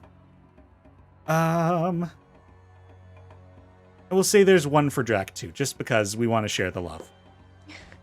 14 to hit? 14 does not hit. No. All right. Then for the most part, you all escape unscathed. Well, actually, pretty unscathed, though with the loss of some temporary hit points. And Drac, your passive perception catches movement in the air. A flying creature of some sort, nothing terribly big, flies towards the stage. And you see the silhouettes of the guards fighting these dogs. And the mayor on top of the stage kind of just trying to keep away from the edges. And then this bird flies in, and a human-sized individual replaces it, and the two begin fighting. Not combatants, but like struggling. It looks like somebody is trying to take the object that the mayor had. Oh no. All right. Brings us to Elowin. A ranged spell like Eldritch Blast has disadvantage when we're within 5 feet of each other. Is that true? That is correct, when you're in melee with another creature. Yeah. I don't know if Elowin knows that, to be honest. So we're gonna Eldritch Blast anyways. This is the origin story of And Pesci. what are you targeting? The thing that just tried to eat me. That one. Okay, yep. That's Great. the one I'm targeting. Sounds good. 15? That's still a hit. Perfect! And when I hit it with the blast, it gets pushed back 10 feet again. And then if I backed up 30 feet, where does that put me? That'll put you closer to the fountain. So closer to the center of the market. Okay, that's fine. That's what I'll do. I'm gonna back up further away from this dog that just tried to eat me. Okay. I'm gonna move 30 feet back. Drac. How much damage did you do? Oh, I don't even know. 3. 3. Yeah. I wasn't paying attention. I just wanted to move it. It's blasted back into the storm. It's still in. Okay. It's not dead. No. Okay. Can I get onto the stage from where I am, or am I too far? What's your movement? It is. Because I know you're a monk. Yeah, I don't have an armored movement yet. I have 30 feet. Okay. I don't think you'd be able to get to the stage this turn, because when combat started, you were 30 feet away from the people, 30 feet away from the stage, and you moved closer to the group that moved to the people. Right. Okay, cool. Then are there... How many dogs are within 5 feet of me? Within 5 feet of you, there are 4 of the 5 that you had hit last round. Cool. They're all within 5 feet of me? Oh, within 5 feet specifically, right. No, that would be the 15-foot cone. Out of those 4, we'll say 2 of them. 2 of them? Okay.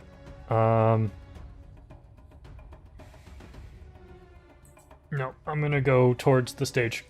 All right. Using my action to dash and get right up, if I can, to where this struggle is happening, and see if I can see who this creature is struggling with the mayor. Great. So, you quickly advance on the stage, and... Oh, before I do that, can I say, like, there's someone new on the stage? Just, like, very quickly? Absolutely. What are our passive perceptions? I should have this info. 14. 13. 12. 14. The people with 14 have heard you. Cool. Due to the sandstorm. Okay. You now rush your way to the stage. You run past the guards who are holding off these dogs. And as you're running by with your spear in hand, one of the guards just kind of gives you a look as you run past. Not spending too much time on that, you get onto the stage, and the mayor is struggling over the decanter of endless water with what appears to be a person in these tattered long robes that are just whipping in the sandstorm, and they've got this head wrapping that covers their head and their lower face, and their eyes, they have this piece of eyewear that covers them, and this like black slit. They don't look too impressive by any means, but they have just suddenly appeared here. And I saw, like, a bird fly in. You had saw something that was small and flying come in. Okay, like a small flying creature come in, and then this person replaced them, basically. Yes. Okay. Alright. Well, I can't really do much else here, so I won't. That is my turn. All right. We're back to Gideon. The dog has caught back up. How close am I to shelter for these people? We'll say you're basically about 10 feet away from the nearest building, which was D&R Solutions. Okay. So he'll do 10 feet of movement, get the horse inside, get the people inside, and as he's basically going to close the door to make sure they're safe, turns around and blasts his third shot at this wolf thing, or coyote thing. All right, go ahead and make your attack roll.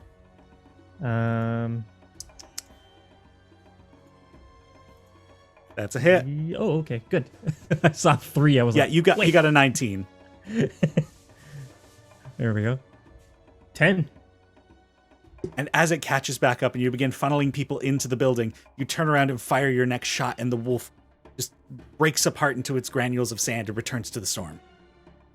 Yeah, he'll then turn back to the door and he'll say, "Stay in here, don't leave.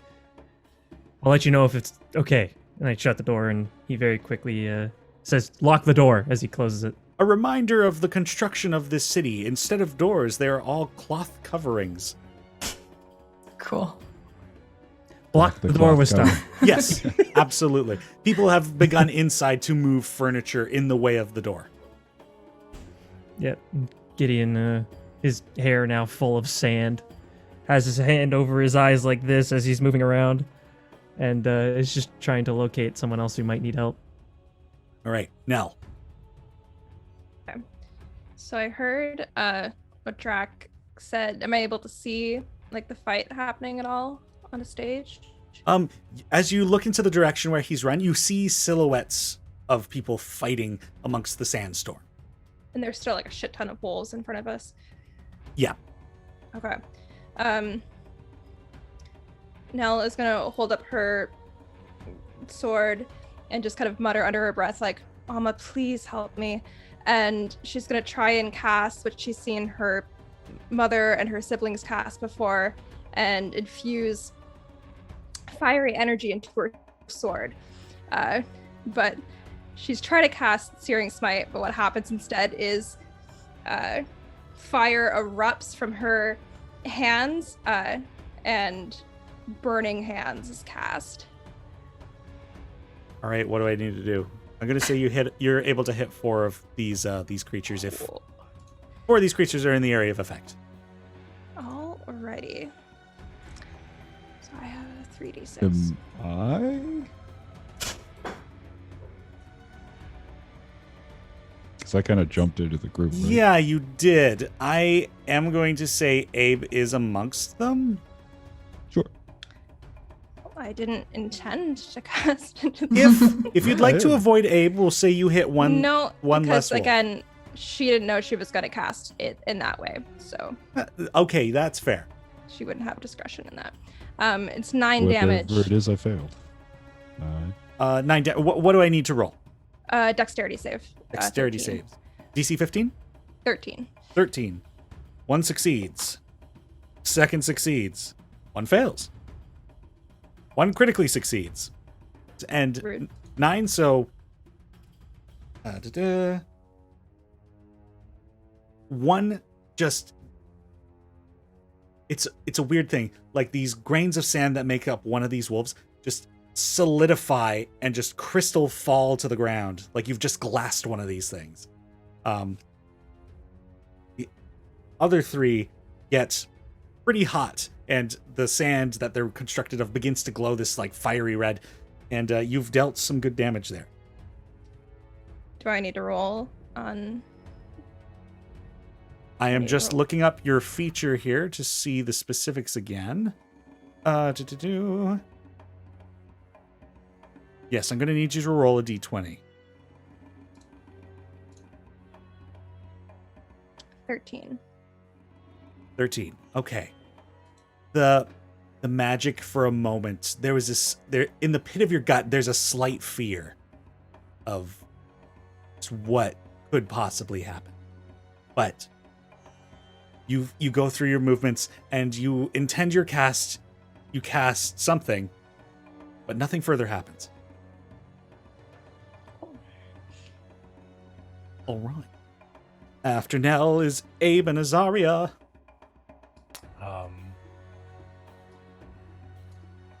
I'm like, Abe, Nell, you two, do you two got this? Yeah. And I'm does going not to. respond. And I'm going to rush to the stage using my action to dash towards that direction. Can I get within 30 feet of the stage? Yeah, absolutely. You can get to the edge of the stage, but that is I'll also get where right guards there. are fighting dogs. And I'll be like, Drac, aim for his his ankle. And Also- give Drac the help action. Azaria, as you had left, I'm going to have one of the dogs react to attacking you. Oh, yeah. That's okay. It was only 11. Oh, it doesn't hit. And that's my turn. Okay, Abe. Drac the help action. Abe will recklessly attack the nearest dog. All right, I go assume for it. there's one within my movement range. There is. I mean, you were subjected to a... Oh, that reminds me. Did you make the dex save for No, Christie's I Burning? failed miserably. Ah, I see. All right. Sorry. No worries. Yeah, I will recklessly attack. Yep. 16. That is a hit. 17 damage. Just a brutalizing sand, man. Why are the rest of us even here? Because I can't see anything. And as he just sort of destroys the sand with a metallic snarl, he says, "Vermin." And that's his turn. Sorry, what was that? Vermin. Ah, I see. I hear Gotcha. that. Cool. Yeah, probably. I mean, he's not too far away. And he's also like glowing red from the fire that you just cast at him. Uh-oh. Amazing. What a brilliant image. Next is the dog's turn. They begin to flee in the direction of the stage. Every single dog in this encounter, in this Great. sandstorm, is moving towards the stage. I'm using the dash action on every dog. I'm going Do to I say... get a reaction? Absolutely, you can attack a dog.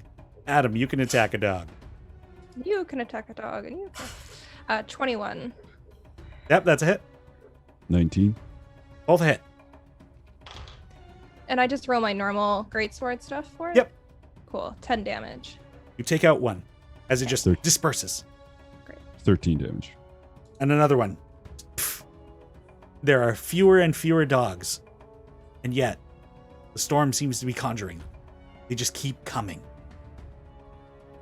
But there are basically, at this point, none in your vicinity. At this point in time, 3 make it to the stage. One of them abandons the guards and instead comes for Drac. With a critical attack. Did it. Okay, well, that's not so bad. You're going to take 7 points of non-lethal piercing. You're muted. Uppity boop. There I am. Okay. All right. Bringing us back to the top of initiative. I'm going to use my reaction Mhm. to, as it strikes into me, I jab the butt of my spear into its body, and electricity surges through me once more, and I'm going to use Wrath of the Storm to cause it to make a dexterity saving throw or take some lightning damage. It rolled a 9. Better 10 points of lightning damage. As you just blast that thing, and the particles that separate, just lightning crackles between them. Sweet. All right. The figure's turn. They yank the object out of the mayor's hand, and they whip around to you. And then they start running away. You can go, you just used your reaction. Fuck. And now that they are out of reach, they turn into that bird once again and begin to take off. What kind of bird is it? Drac, what you can see is it looks something like a hawk. Fuck. Okay. All right. Elowen. You have no dog in the vicinity of you because you blasted it away. Yes. Great. But sorry, so what's going on at the stage now? There's a whole bunch of dogs still on the stage. So the dogs are beginning to congregate toward the stage. There are the 3 at the guards. One abandoned the guards and went to Drac, but he blasted it.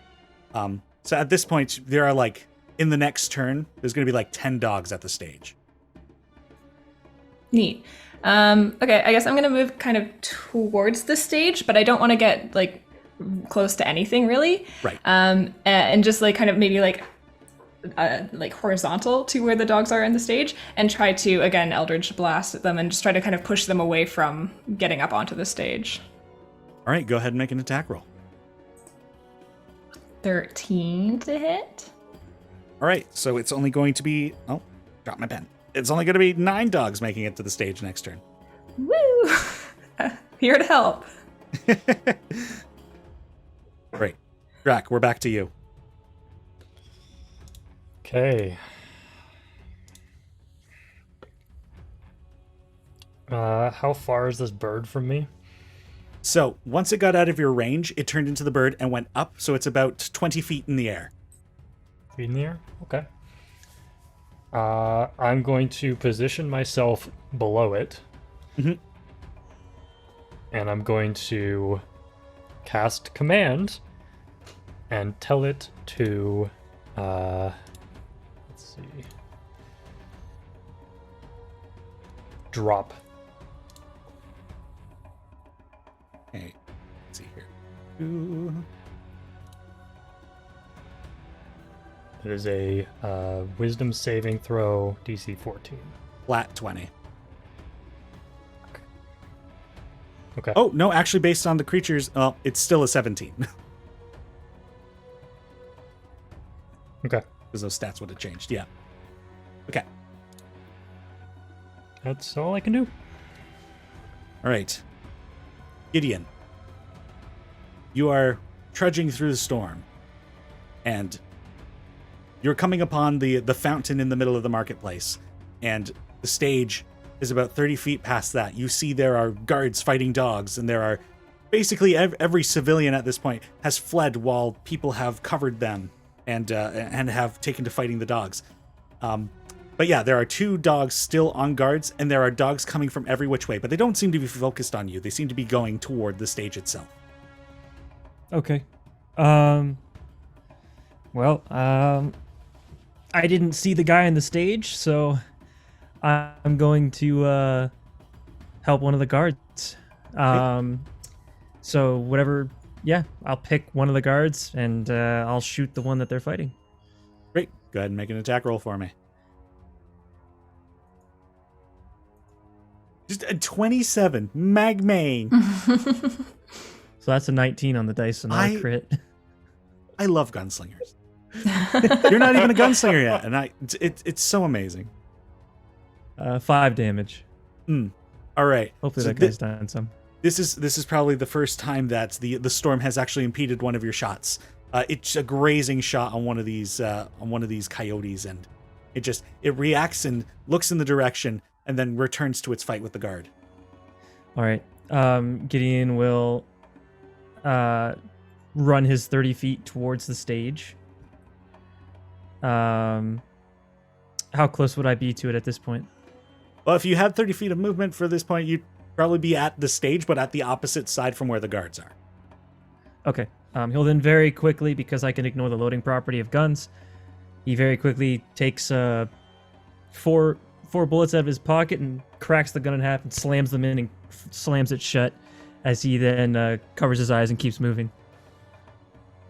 Nell. Are there any wolves within 30 feet of me? At this point, no. They have all advanced 60 feet towards the stage. And you said the people that we were covering have, gone into buildings? Yes. While you have been covering them, they have managed to escape the fray. All right, then I guess I'll just dash to the stage. All right. You begin a pursuit to the dogs. Anything for a bonus action? No. All right. And Abe and Azaria. Can I see this bird that's carried off with the decanter? Yes, I believe you were one of the ones with a 14. Yeah. Passive perception, I should have specified. Yes, yeah, you saw what was happening over there, and you've seen a humanoid shape transform into something bird-like and is taking off carrying an object. I'm going to... I can use inspiration to give myself advantage on an attack. Yeah, absolutely. Cool. I'm going to do that because, boy, have I been rolling poorly. Watch this be 2 crit fails. Also, you'll need to pick up your rapier. I have a dagger. My plan is to just toss the dagger at the thing. Okay. I'm not really necessarily trying to aim for doing a lot of damage. Just hit its talon so it drops it. 20. So you and Nell were in the same location, and you're throwing a dagger. The figure is more than 60 feet away, because the stage is 60 feet away. You will be making this attack. What is the maximum range on it? To the stage. Oh, what? Last and then turn. attack? No, last turn I had dashed to the stage. I didn't use an attack last turn. Oh. I did not recall that happening. My apologies. They came up behind Drac and then gave me... That's right. Yeah. Yes, my apologies. Yeah. Okay, great. So you got 20? Yeah. All right. I don't know. Well, the 4 damage, because that was the first damage that went. Mine just auto-rolled the damage both times. Okay, you deal 4 points of damage. However, that isn't enough to knock the object loose. Now I have no weapons. It's all on you guys. I'm done. Bye. Drac, you got this. I'll give you that help again. You have advantage on your next attack. Can you just do that as a bonus action whenever you want? Yep. That's Yeah. insane. It's interesting because it's like the oh dear, what is it? The mastermind rogue. Mastermind. Yeah. That's basically his ability. Abe, Is there a dog within 45 feet of me? not 45. They've all advanced towards the stage, so you're looking about 60 feet at this point. I will move. Are we doing you can draw a weapon as a part of an attack action? Yep, absolutely. I'll move my 45 and chuck a javelin at one of the dogs. So if you mean switch a weapon, that one's a different. Okay. You would have so to switch a weapon is an action. If you wanted to drop the great axe and then draw the javelin, that would all be part of the attack action. Then I'll just dash in order to be adjacent to as many dogs as I can be. Great. So you've got the two next to the guards. Cool. Everything else is coming in from different directions. Speaking of which, dogs.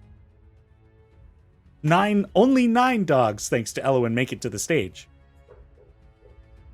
And we're going for an attack on each of you. I should have called that before I rolled that, so I'm going to instead re-roll and call Nell first. Okay, that's an 18. For...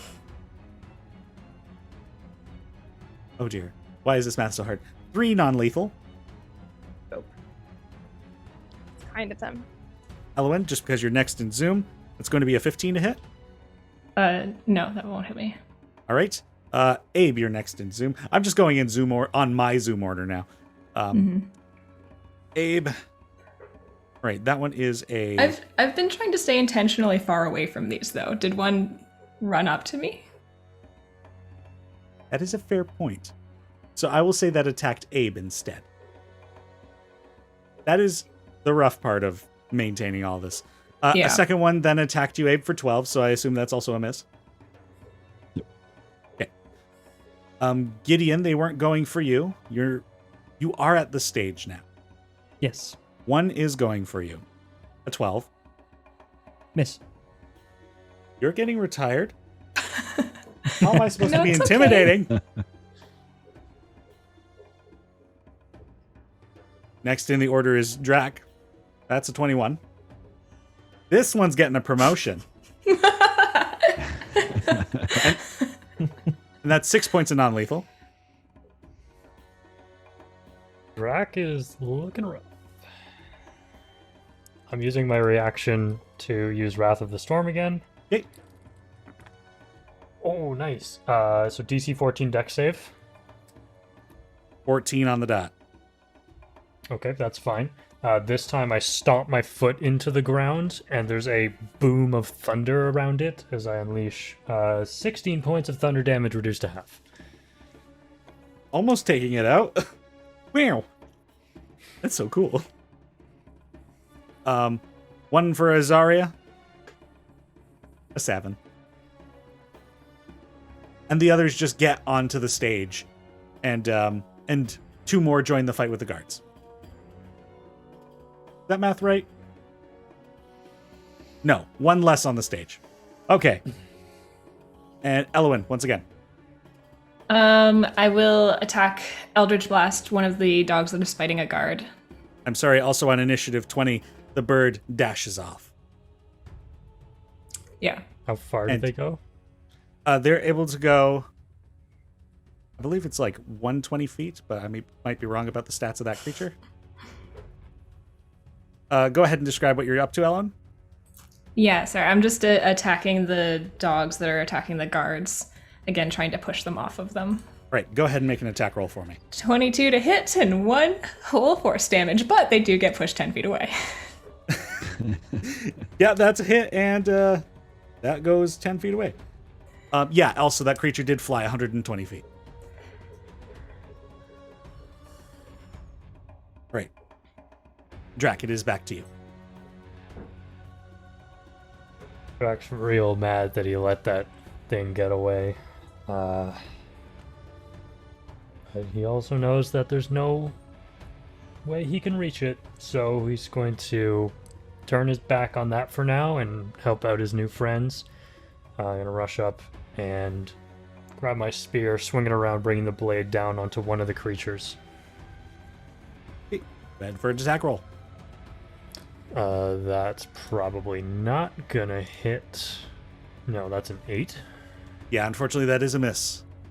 Then I'm going to spin the spear around and then kick it with my foot, making an unarmed strike with my bonus action. Right. It's a 10. Oh dear. Yeah, that is a miss as well. Alright, that's my turn. Gideon. There is now a dog on you. There's a dog on me. Get him off. Well, it's a good thing I got the gunner feet.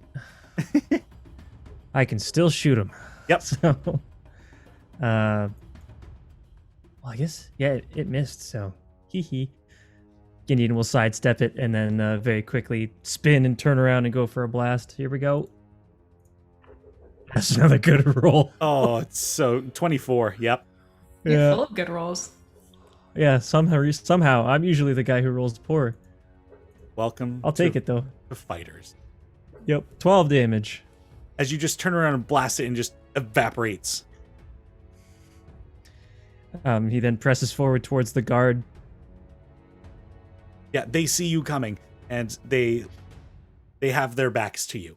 Like they look over their shoulder and then they like, okay, there's an ally, so back to them. Yep. Okay. You're able to get up and melee with them if that's what you want. Yes. Okay.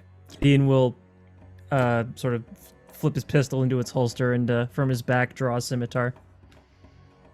All right. After Gideon is Nell. Am I in melee range with any of them? You are now in melee range with the dogs attacking the guards. Great. Totally freaked out about what happened last time. I think Nell is just gonna like yell in frustration and just try to like hit with her sword. But in like releasing that like anger, she's gonna cast green flame blade cantrip. Nice. Can I make it not green though? Sure. Cool. So it's more kind of like a golden orange, I think. It's a flame blade. No, just kidding. That's actually a different spell, I think. Yeah, it's like let me just double check this because I've never cast this before. So I just do like a regular like hit, right? I believe you make a regular attack and then the effects And it jumps. apply after you do the attack. Cool. That's a dirty 20 to hit. That's a hit. All right, so that's 8 damage. And if there's another one within 5 feet, like flame will jump from it, from the first one to the second one, and it'll be just 3 fire damage. All right, and there is one, so the fire spreads. Cool. As you strike into this dog, and this golden white flame kind of erupts from it, and then spreads like wildfire onto another nearby dog. All right. Anything else on your turn? No, I don't think so.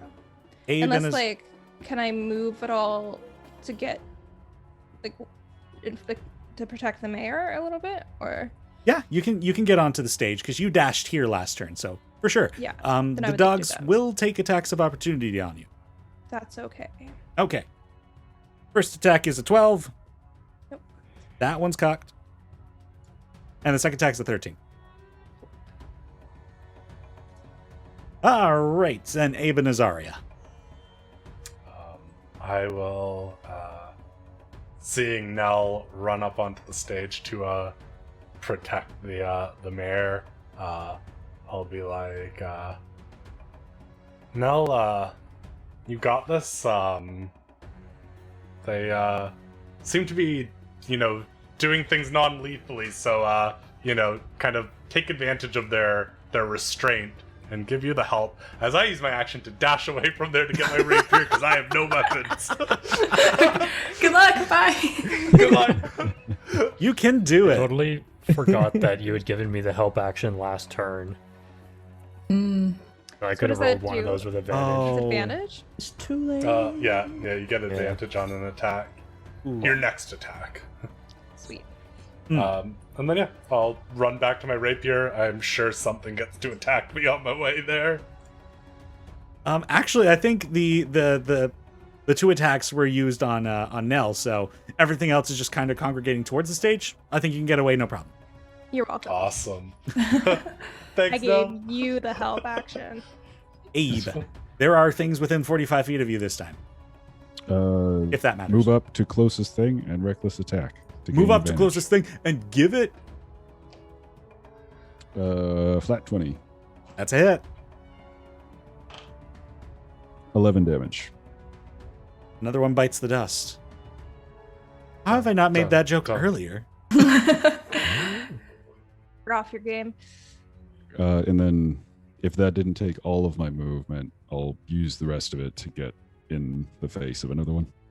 Absolutely, I've got no problem in saying that happens. As this round closes out, the dogs begin to dart off in different directions. Anybody who wanted to take a reaction can feel free to.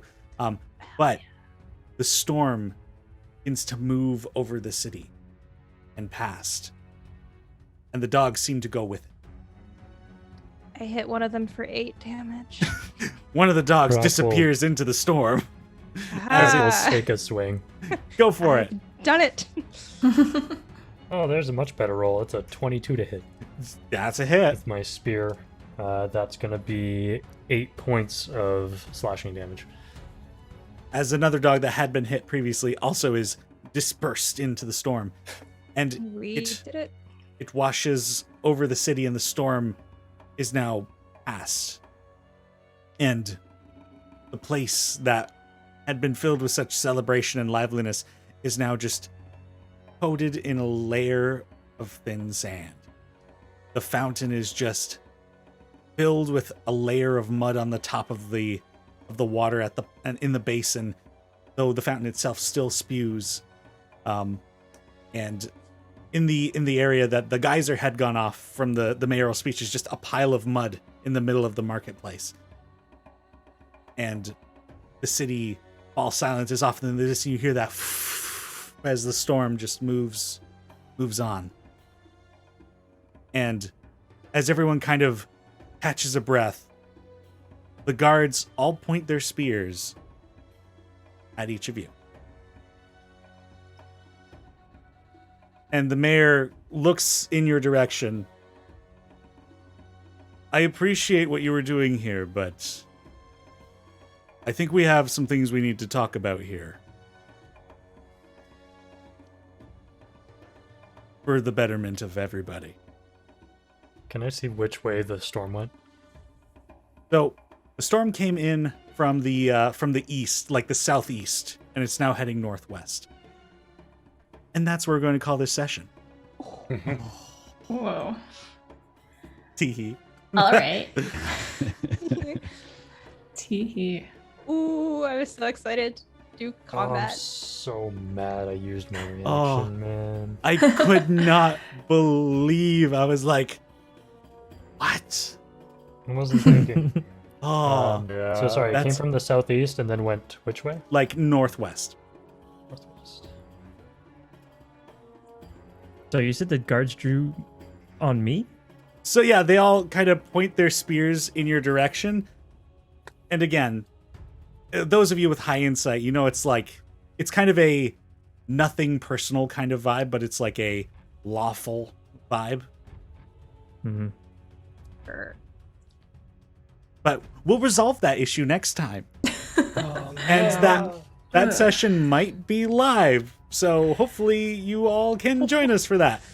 Stress.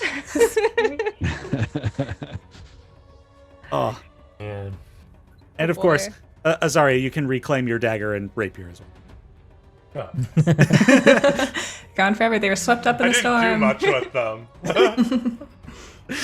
Oh, holy crap. I might need to look over that bonus action ability because damn, that is way too good. But I mean, really good. if it is what it is, then I guess we'll leave it. But yeah, no, this is so exciting to see everybody's abilities come out in combat, and there was a lot of fun. This was a roller coaster of a session. Yeah, for yeah, real. lots happened. Yeah. Wow. Well, Wow. yes. So thank you everybody for tuning in to this episode of Play Dicely. I'd like to thank all of my players for being here, and it's so good. It's everything here is so good. We're making a story. It's going to be fun. Yeah. And in terms of the live stream schedule, it looks like we're going to be trying to do like an every other Saturday, probably at 5 or 6 p.m. Depends on how schedules work out. But yeah. So follow us on Dicely D&D on Twitch, which is where we will be going live.